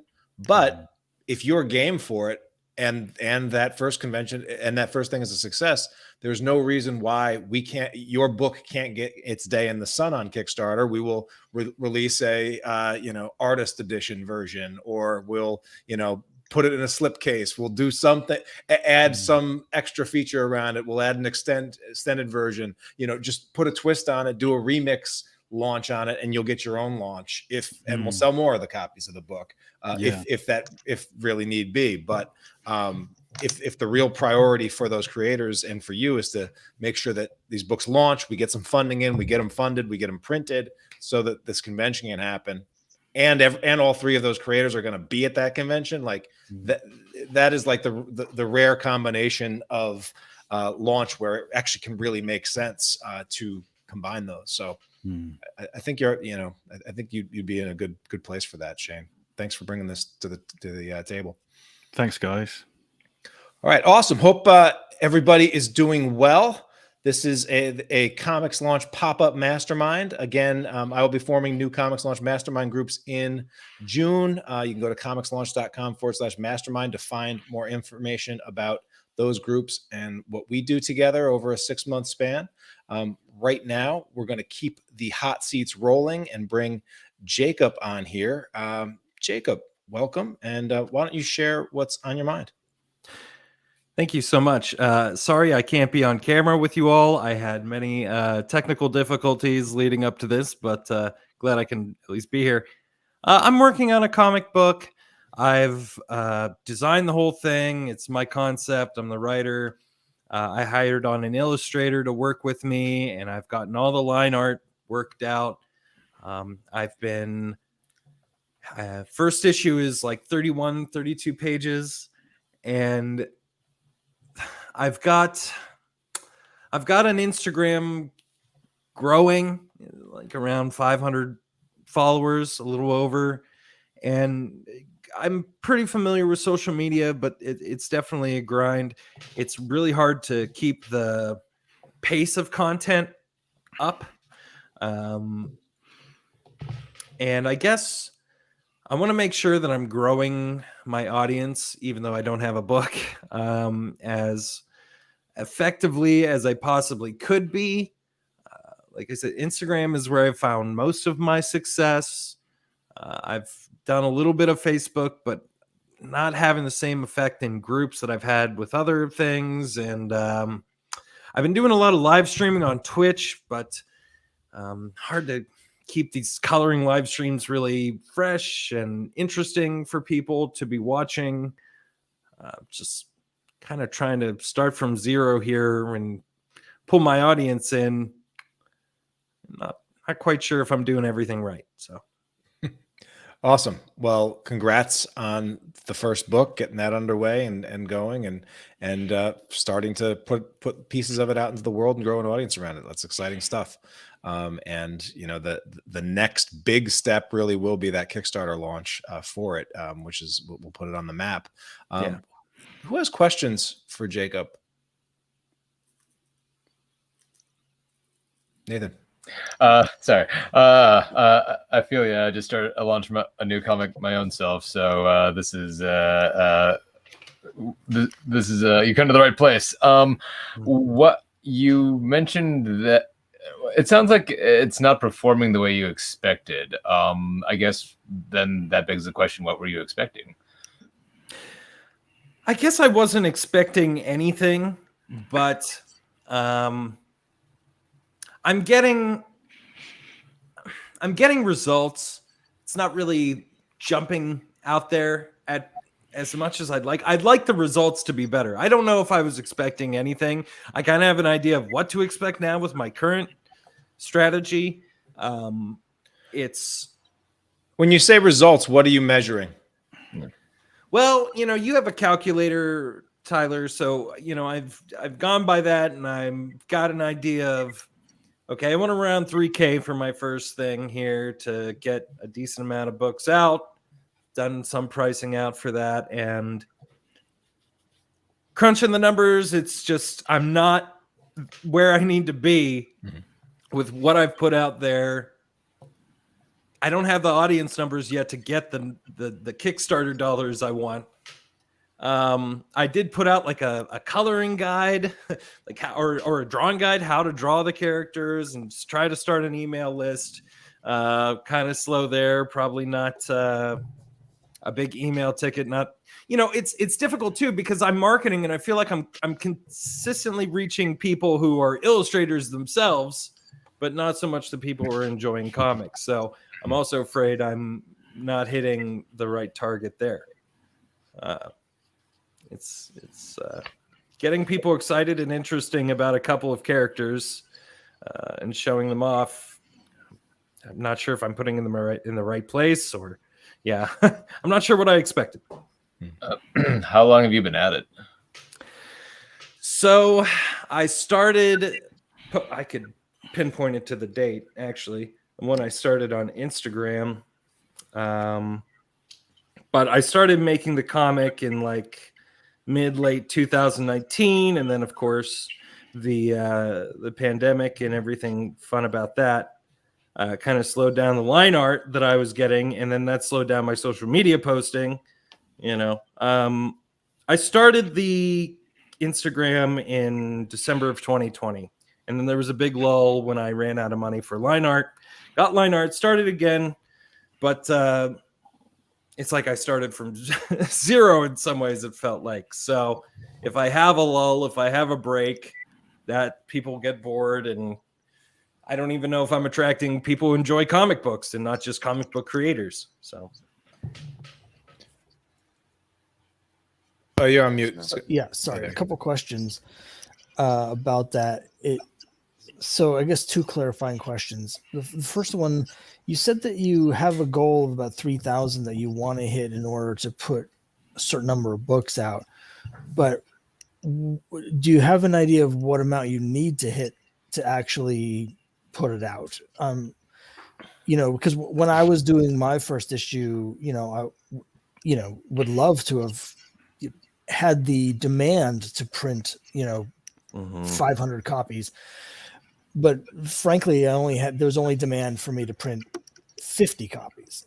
So because I was printing so many fewer just for the demand, the costs were a lot lower. So I'm just wondering, like, in terms of when you're using Tyler's calculator, what is it showing you in terms of what do you actually have, and can you do the book with what you actually have as opposed to what you want to have? Yeah, I can expound on that number a little bit more too, because I'm looking at numbers that help me recoup my cost on line art, which was relatively expensive. It's about half of what I want to earn. So, doubling up on an investment would be nice. I obviously jumped in deep, and I was like, I knew what I wanted visually, and it's attractive to people, it seems. it's just a matter of getting it in front of the right eyes, I feel like. But yeah, I mean, starting smaller is definitely an idea. I just don't know how much people will pay for a single comic book at that point. For $50, I'm definitely not going to be turning any kind of profit with that. I feel at 50 books, but I don't know. Maybe I need to do more research on the small runs there. The other thing I just wanted to say is not really a question, I guess, but in my experience, a lot of the people who are buying my books and supporting indie creators, small indie creators like me, are other creators. So you were saying, you don't know whether you're only reaching, artists. A lot of the people that buy my comic are artists, and I buy, I'm going to shows and going on Kickstarter to buy other people's stuff like that are printing stuff like me. So just because you're only getting artists doesn't mean you're not also getting your audience, because they may be the same people. People that create comics are people that love comics, so they're also people that read comics. Yeah. Tyler's on mute. I knew it was going to get me eventually as well. Yeah. It's been a long day. Yeah, that was one thing that I wouldn't be worried about. Other pros that have audiences that you would probably presumably like are seeing your social media stuff and potentially liking it and sharing it. Like that's not a problem. Don't worry about that. That's a good thing. I wish people were sharing it, but yeah. but the other thing that you mentioned you had started, but sounds like you've been a little inconsistent with it, or just it didn't kind of take off in the way that you had hoped, was with the email list. I would encourage you to keep up with that and make that your lead up to, make that sort of one of the places you're archiving the lead up to this first launch. And then make sure that you do the exercise that I, encourage everybody to do, the exercise that I did before my first launch, where you're not so much worried about the perfect reader for it, but rather you understand this is a brand new venture that you're starting. And much like if you were opening up a coffee shop or opening up a comic shop in your neighborhood, or starting a real estate business, you would start by letting the people in your world who know, like, and trust you, who want to see you just generally succeed, let them know about it. I have done a lot of that. I actually gathered a lot of I reached out to a lot of people and got an idea of like what I could get up front. I asked people to kind of make a pledge basically in my personal life,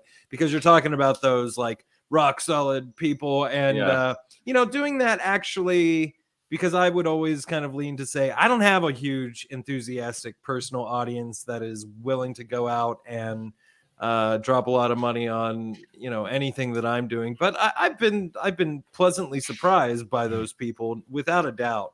I guess it's just without having a single issue out, is there really a way at all to get people? I've had a few people message me, a couple, less than 5, we'll put it that way, about the work itself, and say they're excited.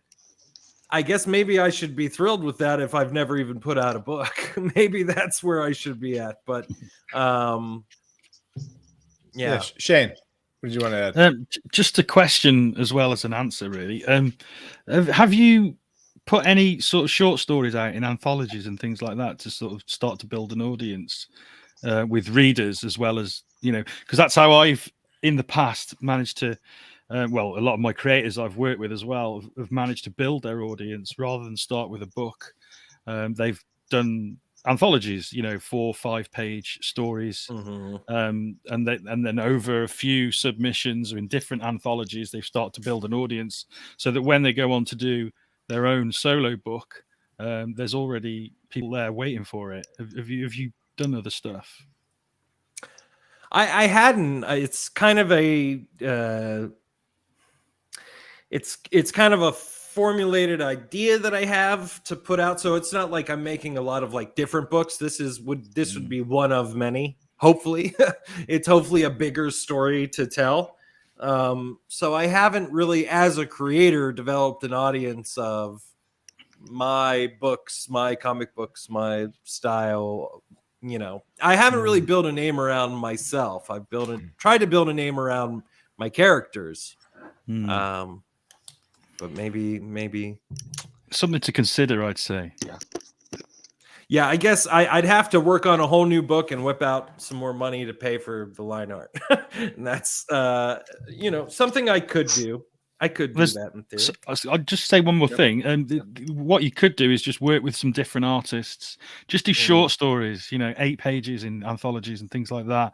Rather than paying for artists, talk to anthologies, and they'll sort of. I mean, you won't get paid, but you'll get your work out there, and it's a worthwhile endeavor. It really is. Even though you're not making money, you think of it as an investment. It's an investment in building your audience, so that when it's really quite necessary, especially for a writer. It's quite hard for writers because you haven't got that visual element, so you need to work with artists. And one way of doing that without spending money on artists is to talk to anthology publishers, get work out there, and just build that audience as a writer. People get to hear your voice.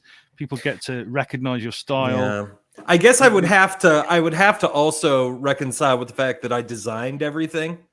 So I do have a lot of visual input, and it's harder to find an artist who's going to be like, yeah, I'll bring your vision to life. So I don't really see myself as just a writer. Right. But it's an interesting proposition to put myself out there more as a writer. It's probably something I've always resisted doing more so because I love having the visual element so much, and I always try to figure out ways to do that. But I guess that would also involve me getting more involved with some sort of community of comic book creators and writers and people who are looking for it. So, and that will reap its own rewards as well. Hey Jacob, how can I find your comic online? Or it's toe as in your big toe, toeandsolong.com. Okay. Toes. You should be able to find everything in there. TOESOLONG.com. TOEANDSOLNG. TOEAND. Okay. Yeah, toe and so long. There we go. Excuse me. When you say you have the line art, is it all digital or do you have any actual pages? I just have digital. Yeah, they're in Chile. Right.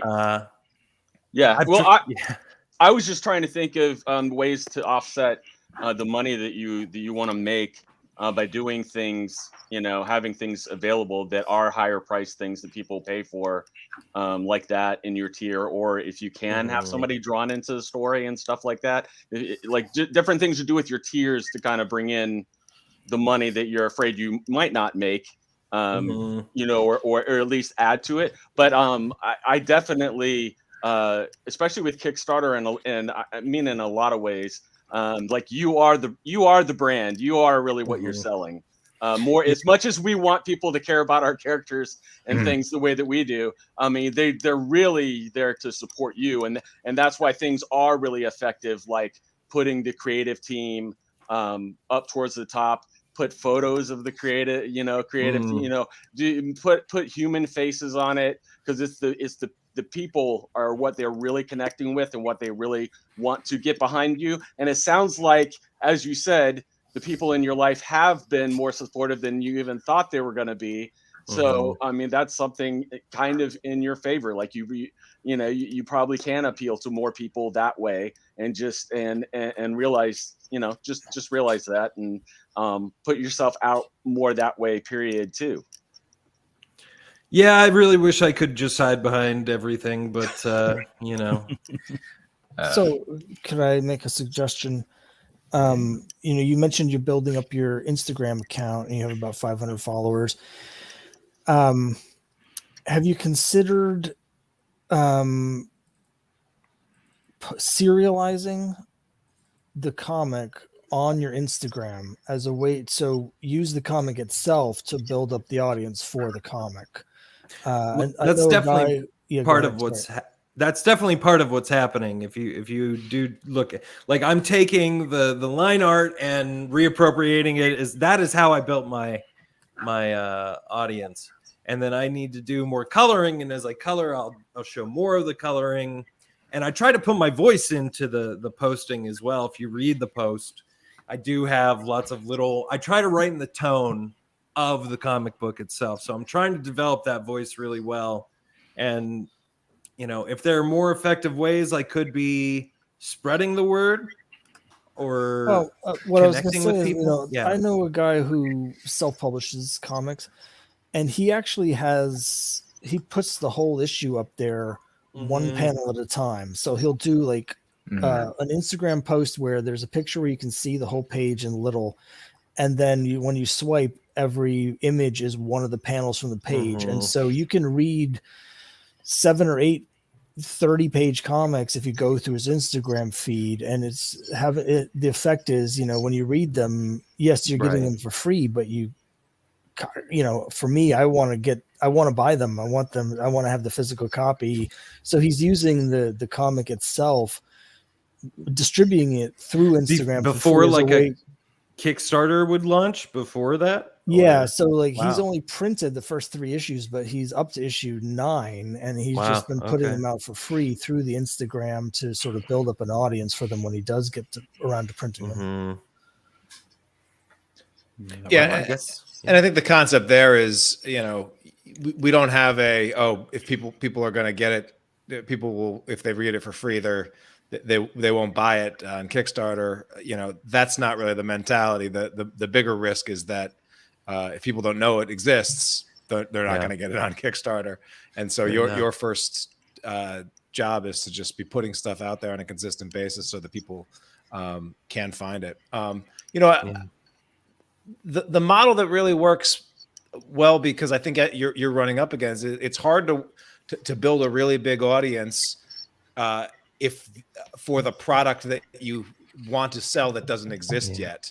If you are not interested in being a part of if you are not personally interested in creating other value for others, and so usually what works for creators that are like, I want my stuff to be the main thing, is do the work of reaching out to your friends and family group, and hopefully that maybe they can't get you to 3K, but if that sort of core group could get you to 1K and your goal is 3K on Kickstarter, guess what? Kickstarter gravity will probably take care of that, assuming the art is decent and the product and your Kickstarter page is doing some of those things that we teach on ComixLaunch and everything like that. If you've got a rock solid page, an audience that comes out on a small audience that comes out on day one, and a good product, then Kickstarter will actually go a long way to helping you get that initial audience. And then you don't just have, a couple characters to sell, then you have a book to sell,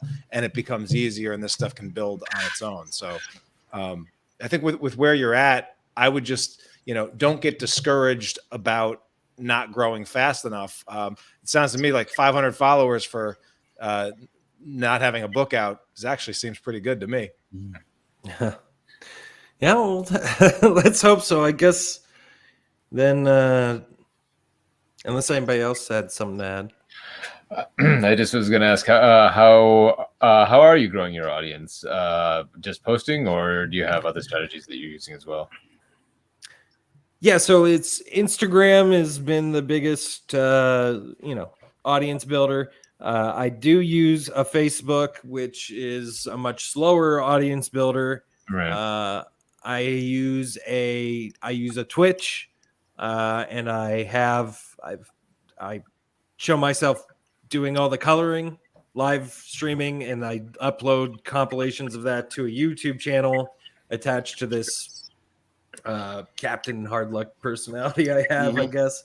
But I'm also pretty clear it's just me. It's my name. But so it's, Twitch is something, and live streaming and compiling these videos, and then I get about 30 views on the video, and I go, oh, okay, maybe color, time lapses aren't it, and I need to be more. Maybe I need to communicate more about what's actually happening. So Twitch is very good if you're full on communicating with people. It's a very interactive platform, I find, rather than like just putting material on there and for people to watch. It's more about how you interact with the people on Twitch. I've noticed that is a real big part of what it's just really difficult bringing people onto the dang Twitch in the first place, and then getting somebody to have a conversation with. I can talk to myself about process all day, and then it's like eventually that's I don't know. So one thing that I'm also encourage you to do as this thing is moving slowly and getting production is underway. I'm actually going to encourage you to build out that Kickstarter page like early, like now, and get it to 70%, 75% complete, and then submit it for Kickstarter review and get approval so that you can set up a Kickstarter pre-launch page. And then every time that you're on Twitch, you at the beginning, during the middle, at the end, you're encouraging people, hey, this, if you like what you see here, here's my nice link to go to my Kickstarter pre-launch page, and just hit that follow button, so that you can come out and be a part of our day one, or be a part of early bird specials or something like that. And really, have a goal in your head of, all right, got to get to 25 pre-launch followers. And when you get to 25, got to get to 50. When you get to 50, got to get to 100. And you're sending, and that becomes like your really cool, like one place that you're funneling everything, and everything that you're doing is driving people towards that, because it's driving to a launch. I wasn't even really familiar with the pre-launch, so there's my ignorance, I guess. So. Yeah. Well, it's it's the first time you're doing this. You're gonna discover this, but a lot of creators are seeing that pre-launch page is among the most effective things at really getting backers out there on day one, and especially if you don't already have like an email list that's big and that you're really sending a lot and doing a lot of communication with, and you don't want to do that, well, that Kickstarter notification list could be something that it's very easy, it's very light. Kickstarter backers are really familiar with it now, and it's a low ask, it's a low bar, it's a very light ask to ask your audience, but it can come in really handy when it's time to launch. So that would be another thing that I would encourage you to focus on. And that's a metric, unlike follows or likes or other thing. That's a metric that actually translates to dollars. I spend next to no time worrying about a lot of the vanity metrics out there. I can't run my business. Yeah, well, I'm more familiar with, engagement is really king, and my engagement is crap, and I can't get people to comment, and people aren't engaged, and I'm thinking about buying fans. It's just like, pay somebody to come to my Twitch stream and talk to me, because nobody seems to want to. So I was actually going to compliment you on your Instagram engagement team. I've been bad news. You have another Illustrator follower. Sorry. Bummer. But you have 500 followers, but your likes are in the 1 and 200s. And as Instagram views go, that's actually pretty high in the 10-20% or 20-25% range. I just wish they said something. I just wish I could get more than 1 or 2 of those likes to be comments as well. Well, how easy are you making it for them to respond? And how clear calls for engagement are you asking? And that's a different topic, and we've done some engagement episodes recently. But if you want people to engage, make it super easy for them to jump in. A or B, which visual do you like better, and that's it. that will get you engagement. Asking for feedback, like asking for critiques, asking people to like comment on something you said in minute 27 of a Twitch, like that's going to be less. And I it's no surprise to me. I also checked out your webpage. It's no surprise to me why you're attracting artists. Your focus is on your tutorials and stuff like that, on your art tutorials and such. If you want to, if comic readers is what you're trying to attract, then you need to post comics. Yeah. I was going to say that if you want to sell story, you have to show them story. And post things, and I'll tell you, and not like you want to keep trying a bunch of crazy stuff, but I just to for kicks and giggles, I actually was posting. I used a thing and was posting a panel every hour on certain days for one of my like short story things that I didn't draw it, I wrote it, but I did it on Twitter. Just to see what would happen because there's so few artists on Twitter now. You know, the competition. There's so few, so little art on there that I actually got a lot of retweets and stuff for them. And there's stuff like that and other things that I know seems like it's not in your desire at all. But I know TikTok is really hot. You posting if you like doing and you already have those videos, repurposing some of those short videos and things you have of the coloring. It's I mean, they have you're talking millions of people on TikTok. And it could still grow organically as well. TikTok, that's right. the difference. Yeah, I have done some of that. Yeah, it's harder with the coloring videos because everything's in 16:9, so and not 9:16. Like, but I told my illustrator for a character model, get me a video of this, and that works super well. I'm not getting those assets right now, so getting more video in there and making more video. I guess if I'm gonna tell the story, I've been trying to tell give people a feel for the vibe of the copy in the copy, but maybe just nobody's reading it, and I need to put more text in my images and tell some story, I guess. So, okay, yeah. One little thing I'd say as well is I know you said that Facebook is slow for you, and Facebook is slow. It takes time, especially now with the algorithm the way it is. But I still find it probably the most effective way to build audience. About 40% of my backers come from Facebook. Wow. For my Kickstarters. So where are you sharing? Well, I think what it is, it's because I've been on there a long time and I've utilized it a long time.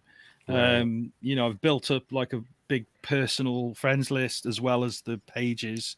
And I utilize that. Facebook try and stop you now, obviously, from utilizing your personal personal friends. But if you join a lot of groups aren't what they used to be, but it's hard work, but it's still worth doing. There's still a lot of engagement to be had on Facebook because you can have conversations with people, you can have debates with people, you can have lots and lots of discussion. I try not to do that. Nobody likes my opinion most of the time. But... notoriety can be a good thing. And the other thing, Shane, is that you can put a link in Facebook, which you can't in Instagram. Beyond your bio, and so that can be a little bit of a downside. All right. Do you want to just reflect, Jacob, on anything that you're going to pull from here, or what? You feeling a little better about your approach, or what's your feeling? Yeah, takeaway. I really think getting that launch page together, I guess, and getting something. Because I've told people, I'm going to do a Kickstarter, but if I have that, then definitely add some credence to that, and trying to tell my story more through the images. Maybe if I want to get my writing out there, then I got to do it in the image itself and not just in my copy. And those were the two biggest things that I got, really. I think it's making story more visual and getting that launch page together are the biggest things for me. Yeah, that was great stuff. And there was a comment from Josh F watching on YouTube. He asked, how early do you recommend launching the pre-launch page? I'll tell you, Josh, the general rule is the longer the runway, the bigger the launch. I used to only, and the pre-launch pages haven't been around all that long, but it used to be like a week or two. Then I pushed it to a month or two, but we have some members of ComixLaunch Pro that are giving themselves like 2 months plus, and then they're having their biggest launch ever because they're really like spending time and getting in the hundreds of pre-launch followers. And lo and behold, a lot of them are showing up on day one. So as early as you can get it up there, and even if it's your first launch. All right. And I'm also going to look at what was said about maybe looking at some smaller runs and not worrying about getting a big profit yet, I guess, because I think there's maybe I've set my expectations far too high for what's possible. So great. All right. So thanks everyone for being here. And I know we're running a little overtime, but we have one more hot seat to go, and that's from Scott King. And so hopefully everyone will be able to stick around and give Scott a little bit of extra support here. Scott, you want to tell us what's on your mind tonight? Sure. Yeah. So I'm trying to scale up. I'm trying to level up. When I started working on my comic, The Crime Busters, in 2018, didn't really have any money to do it. So I decided to draw it myself. And I've basically been doing everything myself on the series. I've been writing it. I've been drawing it. I've been doing all the fulfillment myself. I do the Kickstarter, do everything myself. And I've realized that I need to bring in people. I need to, both creatively and from a business standpoint, I need to be putting more stuff out, and I need to be putting things out faster. I have a lot of stories that I want to tell that I just haven't been able to because I don't draw fast enough. And I also, because of that, I'm only getting like one Kickstarter a year because it's taking me like a whole year to do an issue. And I'm not getting the momentum from, building on the previous launches that as nearly as much because there's such a big gap. And so I'm in a place where I've realized I need to bring in other people. I need to bring in more artists, but potentially people to just, help me maybe with fulfillment or maybe run the Kickstarter or all across the board, all the different aspects. I want to get to the point where I'm running, 6 Kickstarters a year and I'm doing multiple titles, and I'm struggling to figure out what to bring in people for other than artists. And even with the artists, I'm struggling to figure out how to find the right people. How do I find the people that fit with what I'm doing and can help me in the different ways that I need help, and just trying to decide what to give up control over. I'm just have a struggle here of trying to go from being a one-person operation to being more of like a publisher where I'm working with several other people that are helping me with all these different aspects. And I'm just not quite sure how to do it. Great. Yeah. And it's definitely not something that you know how to do until you start walking down that path. Questions for Scott to clarify before we get in with some of our sort of publishing and scaling up advice. Are you offering money up front? Yes, I'm paying up front. So I did. There is one artist who I hired last year. It was the first book that I've hired someone for, and that was by far my biggest Kickstarter because he has fans, and just working with other people means bringing more bases in. But he's turning out to only be able to do one issue a year as well. Right. So I've had multiple other artists that I've paid for tests, do a few pages here or a few images, and none of those have really worked out yet so far. Or the ones that have worked out, the page rate just ends up being too high for me to really, at this point, I don't have the backing to afford them. But yes, it's all paid. It's all paid up front. Good man. First of all, you're in the exact opposite problem that I have. Yeah, but you're on the other side of that. Yeah. I wish I was where you are now, basically. But is there a possibility of you sharing your IP with artists, or is it just a work for hire deal that you're looking at? It depends on the IP. So,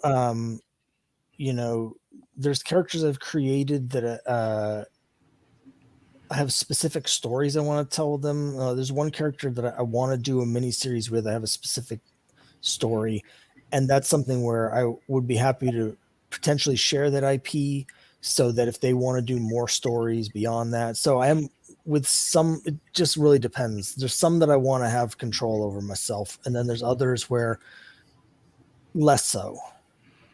Because that will sort of dictate the relationship with the artist, and it can open up some opportunities that maybe just the work for hire won't, and it'll enable you to bring someone on who is as committed to the project as you are, because that's the real deal. Is when you go from being just a creator to being a publisher, you want people who are as committed and driven as you, and that's the hard part, because a lot of the time they, if it's just work for hire, don't get me wrong, people will give everything, but there's nothing like actually having a stake in an IP to take you to that next level. And you know yourself, when you're working on a project, you'll stay up till 2:00 in the morning to work on that project, because you have a belief in it, because it's yours. And when somebody has that stake, they will do the same, and you will then feel that they are giving as much as you are, and it'll make the partnership work a lot better. So that's just something to consider, I guess. Okay. So one question I have, and this is just something that I want to just share as a lesson learned as a publisher, and as moving from, hey, I've got this single comic book or a couple loose comic books to where a publishing line is. Like, do you have a philosophy or an ethos or a tagline or a such and such publisher name? We are your home for X, Y, and Z, and there's a clear sort of brand that you want to fill, that this is a Scott Harris King's publishing company book, and you know what that is. It's a question I've been thinking a lot about, because my series, The Crime Busters, it gets a little tricky because some of the characters that I'm using in it are public domain characters. So the other thing is I have several stories. The other title that I did, the Cthulhu versus Uncle Sam, was a spinoff. It takes place in the same universe. And I have other miniseries that I want to do. So right now, when I made my website, the domain was Crime Buster Comics. And so I've sort of been using that as an umbrella term. And a lot of stuff are sort of in the same universe. But I have other stories that I want to tell that are completely disconnected.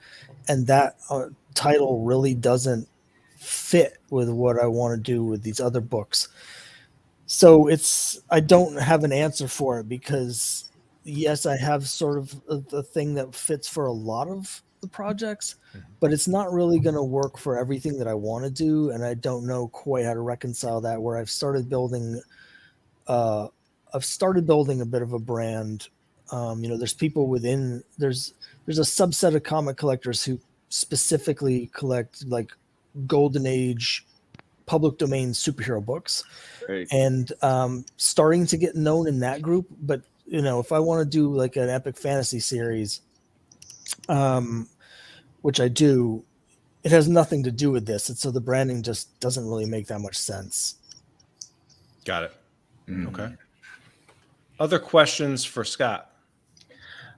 So do you know what roles you are looking to fill or to outsource, or is that what you're trying to? That's part of what I'm trying to figure out. So, last year, for instance, when I was working on my Cthulhu versus Uncle Sam Kickstarter, I had this thought in my head that, well, while I'm working on that Kickstarter or doing, waiting for the book to be printed, I'll be able to still do my drawing for the next issue of Crime Busters. And of course, that didn't happen. There was 3 months where I was just so busy with the Kickstarter. Yep. So part of me is thinking, like, if I brought someone in to manage the Kickstarter campaign for me, it would free me up creatively to be doing this other stuff. And then there's part of me that thinks, well, I should do it the other way around. If I bring in the artists that are drawing the book, then I can focus on the business end. The one thing that would probably be the easiest for me to do, but I'm most hesitant to give up control over, is the fulfillment of the campaign. I just really want to make sure that all of my backers get exactly what they're supposed to be getting in a timely fashion. And I have this worry about, letting my printer, for instance, handle fulfillment. Even though it's such a huge time sink to pack them all myself, I feel more comfortable doing that. But then maybe it would be better to hire someone to at least help me with that. I don't know. Little question. Yeah. What are you best at? What's your biggest strength, would you say? Well, I'm the a professional process? writer, so the creative part, the writing is what I do best. I'm a better writer than I'm an artist, and I'm a much faster writer than, like, writing quickly is my only real talent and skill in the world. So I can write, in the time it takes me to draw an issue, I could write 15 Yeah. or 20, but so that's what I do best. Okay. Yeah. All right. I want to open this up. I mean, Shane, as someone that's a publisher, I want to start with you. Is just like, what advice, if because you have for Scott, sort of, and what's been most helpful for you to maybe let go of, or if you can rewind back to where you were starting out, what's some things that have been key for you? Yeah, I mean, let go of is the key thing, really, because I totally understand the wanting to do everything yourself, because that's what I used to do, and that was the question I had to ask. I asked you that question because that's the one I had to ask myself, was what am I best at? Because I always wanted to be a comic artist. That's what I got into publishing for. But my biggest skill is not being a comic artist, I found over time, and I had to accept that my real skill lay in other areas. So I concentrated more on those areas, and when I did that, I found more success. And then it was letting the other things go, finding the right people, and having trust in people, really. And you do sort of have to. I found that there is a little bit of trial and error. There are going to be people that let you down. There are going to be people that don't live up to expectations, but you do eventually have to give up some of that control. And the more you do that, the more people you find that you can trust in certain roles, the more things will happen, the quicker things will happen, and the more books you'll get out. And if your strength is writing, I would say put 90% of your effort into writing. And try and fill those other roles with other people that you can rely on, that are trustworthy and that are competent. That is obviously really, really important. But the main thing is that you are giving your time to the thing that you are best at. And that's the. I mean, I could go on for hours, really, but that is the key thing. I think the most important thing that I could say that will benefit you the most. Yeah. If I may build on what Shane was saying, I read a wonderful book earlier this year called The Clockwork Business by Mike Mikowitz. That's a good one. Yeah, his entire oeuvre, really. And what he calls what Shane is talking about, your queen bee role. Like, what is the most important role in your business, or what is the most important thing that your company does? And your job is to protect that role and protect the doing of that job above all others. So I highly recommend the book. It was huge for me and has outlined quite a few moves that I plan on making in the near future. So I definitely recommend that to you, Scott, and indeed everybody else on the panel who hasn't read it already. I was going to say, building off that as well, you say you're a writer first and foremost. So writing should be your tool in most things. And it's a really great way to really figure out what you're going to do. And so if you have a list of tasks that you're responsible for, writing about those tasks and the pros and cons of those tasks, and the pros and cons of you doing those tasks, and the pros and cons of somebody else doing those tasks, that might really give you a much more holistic idea of what you're going to be giving up or losing or potentially gaining if you, with every single job that you need to outsource. That's brilliant.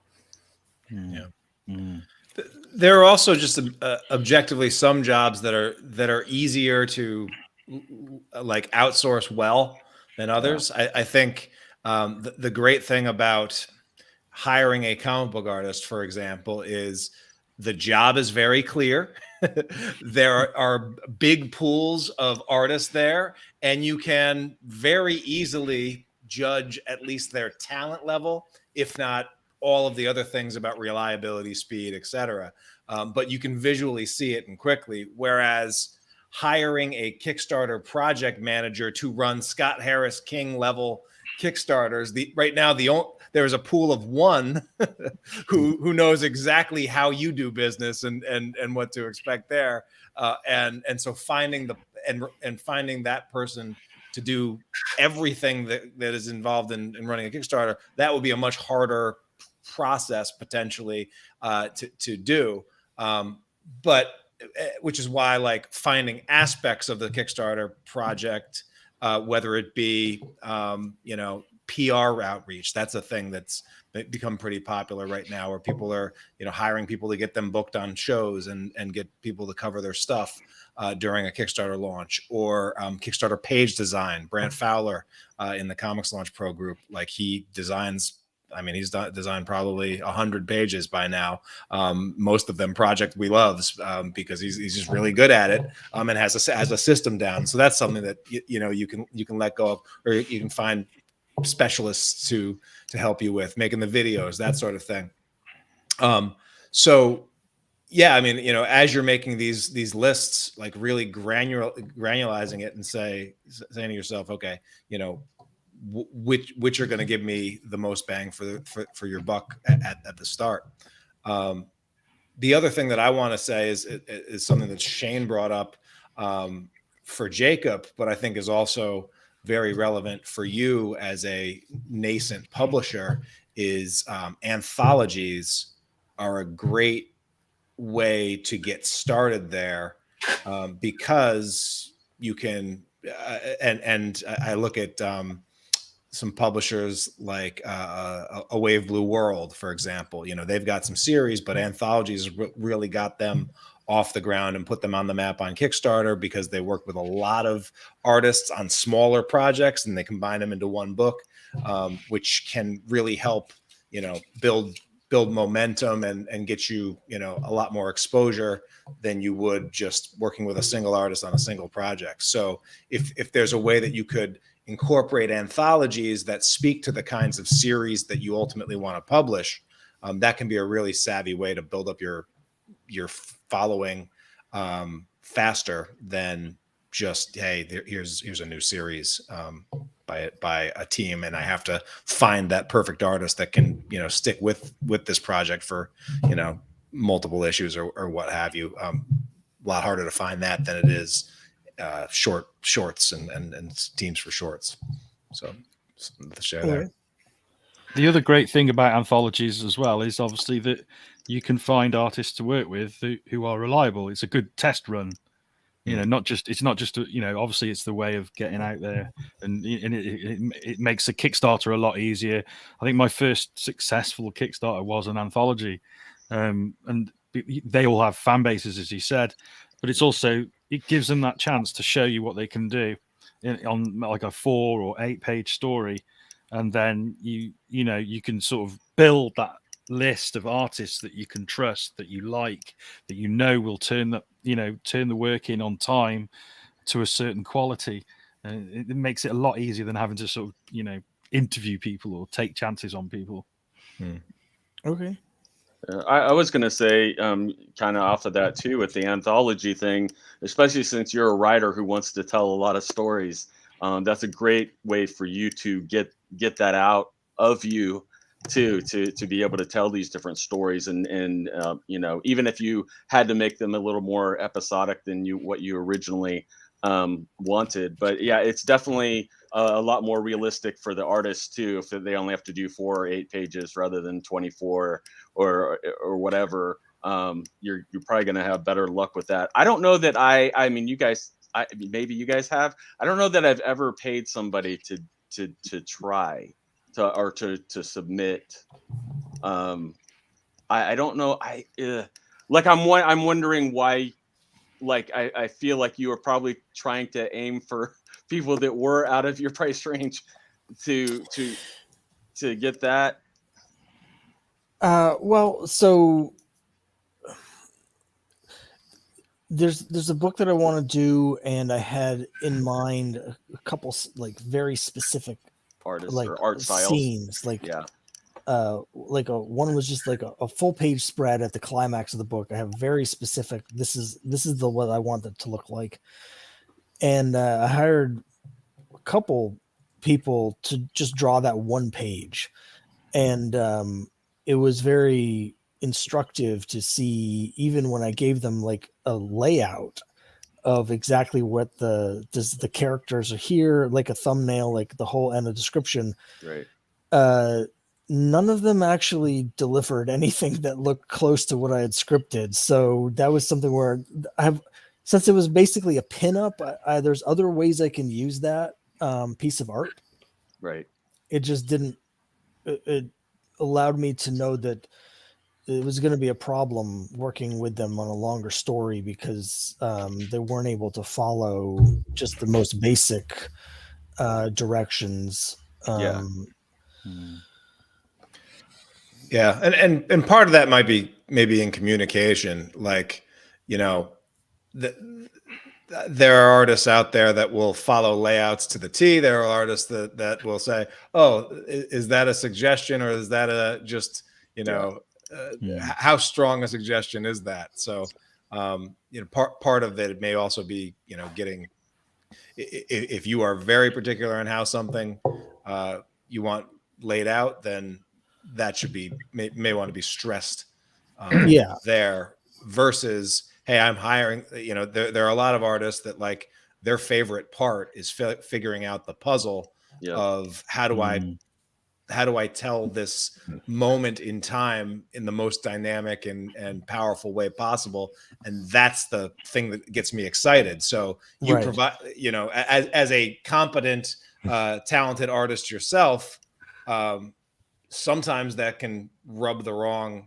artist way. Well, what I'm finding is what I'm finding it useful for sort of this trial stuff is learning their communication style, because in general, I usually let the artists that I have worked with kind of interpret things themselves. I actually prefer to work sort of like a Marvel method, where I give them a plot breakdown and let them lay it out themselves.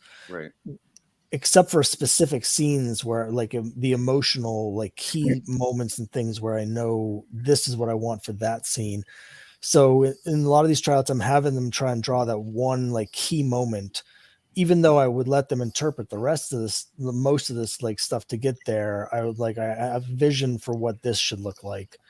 And it's teaching me, some artists come back with great questions. And some of them just do whatever they want with no regard for anything else. So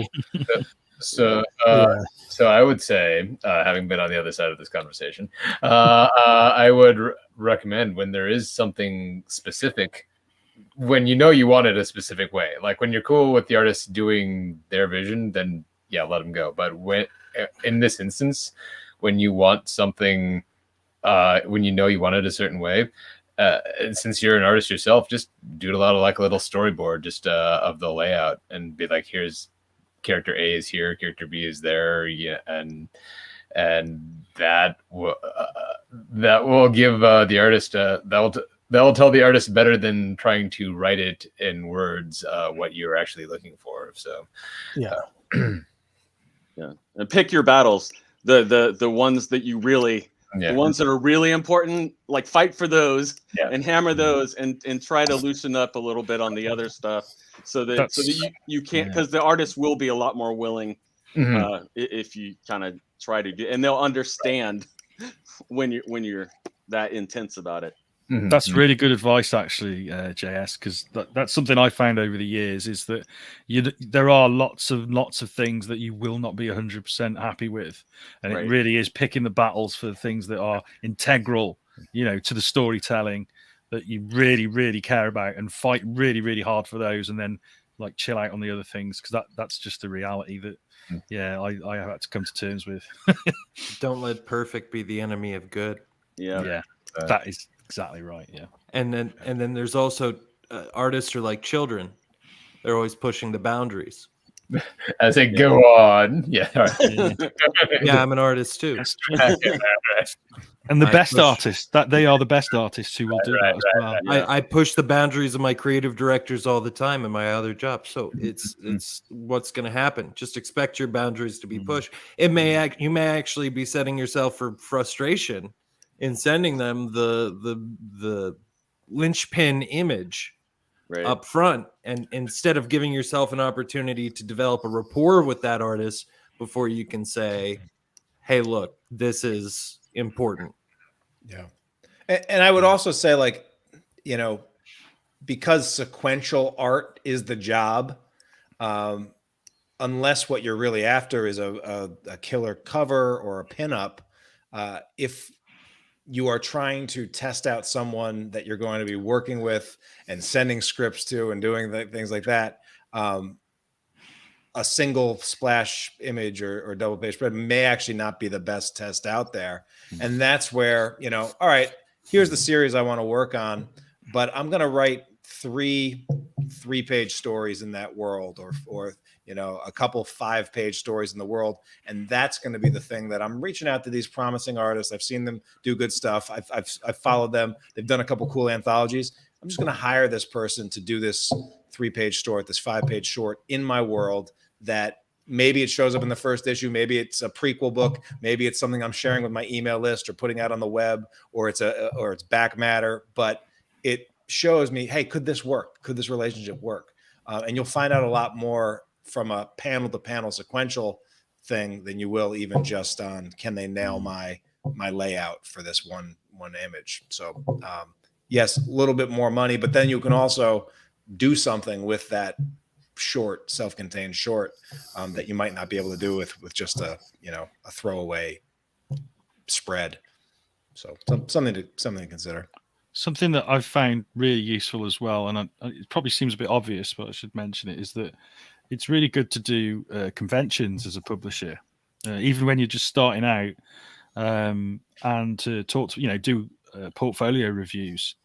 Even when I was just starting out as a publisher, I did portfolio reviews. It was great because you get to talk to the artists or inkers or whoever it is you're looking for, and you get a little rapport. You get to know them a little bit during that time, and it can actually save lots and lots of time, because online communication just isn't the same as face to face, and it really does. It really does give you a lot that you just wouldn't get in an online conversation. And I've found quite a few people at conventions that have now, I'm still working with, 20 years later. So it is a really useful resource, that. All right, Scott, what's your next plan of attack? Well, I think I like the anthology idea. I have a single issue anthology that I had already started working on. I found an artist that I really liked, and I hired her for a story. So I think I'll sort of move that more to the front burner. And I think it's a good idea to sort of write down and just make a list of all the different jobs that I am currently doing, and so I can visualize which ones I can let go of. I mean, I'm not really a perfectionist or a control freak, so the only thing in every other aspect of my life, I'm fine with just whatever. But I want to make sure like the comics that I'm putting out my name on them are just right. So it's harder with this than anything else. Yeah, there's I know what I'm good at, but I also know what I don't like doing. So I think that might be a good place to start as well. Yeah, so I think that's what I'll do. Awesome. Well, thanks for bringing that up, Scott, and giving us the opportunity to talk a little bit about leveling up. That's a great topic, and I'm looking forward to seeing more output from you over the next coming months. All right, thank you. All right, so we got through 5 awesome hot seats tonight. I want to thank everybody here for sticking with. Something that I do at the end of every ComixLaunch Mastermind session is I asked before creators sign off is to just share a top takeaway from the time that we spent together. And it could be from your hot seat, or it could be just something that came up from something that someone else brought up. And so what I'd like to do is we'll let just each of you share your top takeaway. And then also if you want to share what you're working on, what's coming up from you this month, and if you want to mention a link or a place where people can follow up with you, that would be a great way to sign things off. So let's maybe start off with Nathan here. A running theme through almost all of these seems to be time. Not having enough of it, things taking longer than you think they ought to. So I think I'm definitely going to be looking into a virtual assistant as I move forward, and to help me free up a little bit more time for content creation my own self, and also to help me explore new avenues that I don't necessarily have the time to explore my own self. So very good. And then what's coming up for you? And the self-promo thing, right? Yeah. Let's see. I just launched my latest online comic series called The Canon Evangel. It's a post-apocalyptic urban fantasy. So if that sounds like your jam, you can check it out at canonevangel.com. CANON of VANGEL. Awesome. Yeah, and if you haven't already shared a link, go ahead and share a link in any of the comments. We'd love it. Got it. Let's jump over to Shane. Top takeaway from tonight. Well, I think basically, it was the idea of launching multiple titles in one Kickstarter. That's just like a brainwave, really. It's just even if I don't do it on this occasion, it's definitely something that will be a huge help as a publisher to the idea of launching a line. It's just, it's a great idea. So that's got to be my top take, to be honest. Awesome. Yeah, promo. Follow more Scratch Comics. Yeah, so we're quite new because I launched Scratch early this year. I was Scar Comics for like 20 years, and then my publishing partner and I sort of parted ways amicably, I should say. So I haven't even got a website yet, but I do have a Facebook page, so you can find Scratch Comics publications on Facebook and on Twitter and all those other places. I have just completed a Kickstarter for this book, Hedrick, which is which was a successful Kickstarter, which will be coming out soon. And I am currently working on a Dracula book with Dacre Stoker, great grandnephew of Bram Stoker, which is going to be one of my next projects.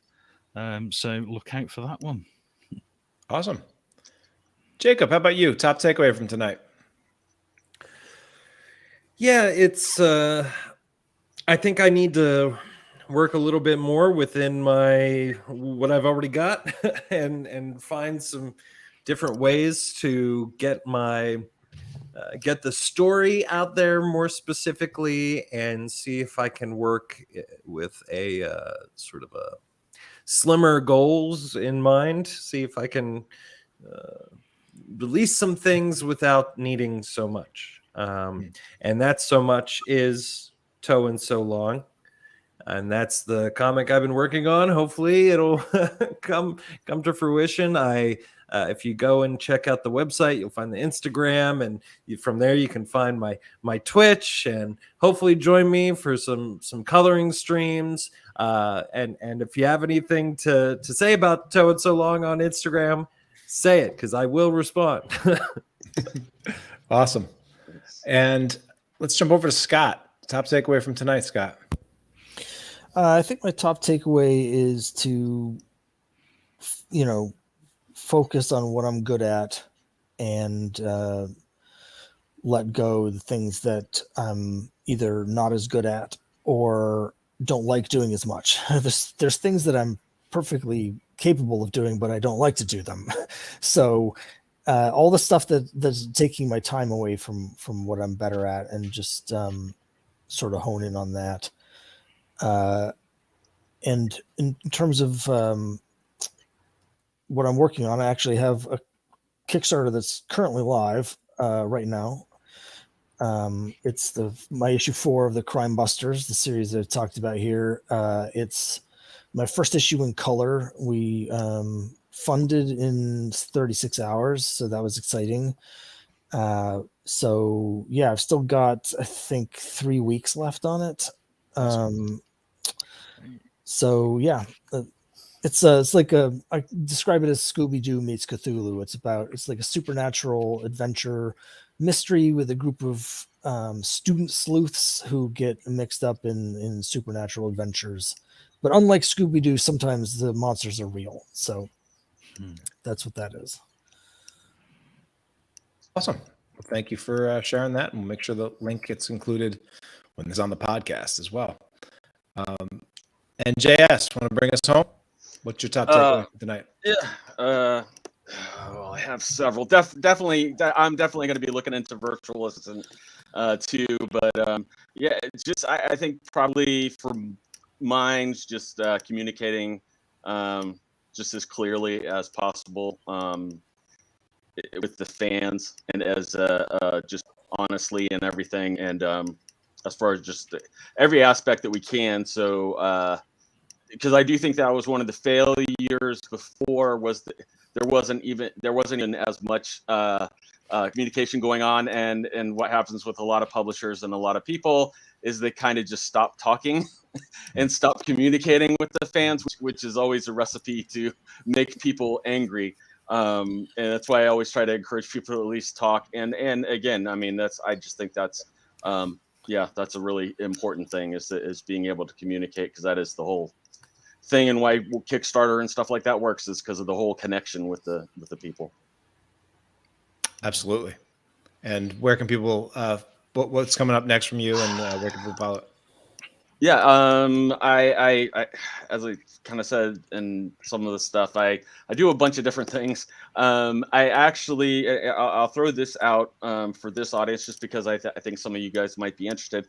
We actually did an interview. I have a YouTube show, the Baron Earl Show, that I do with Mike Baron, and we talk to a lot of big time comic people, and people from the 80s and 70s and 90s, and we actually just interviewed, and it's airing tonight, Walt Simonson and Louise Simonson, and it is a great they're just wonderful people to talk to, and like the stories are just fantastic and entertaining, and it's really good stuff.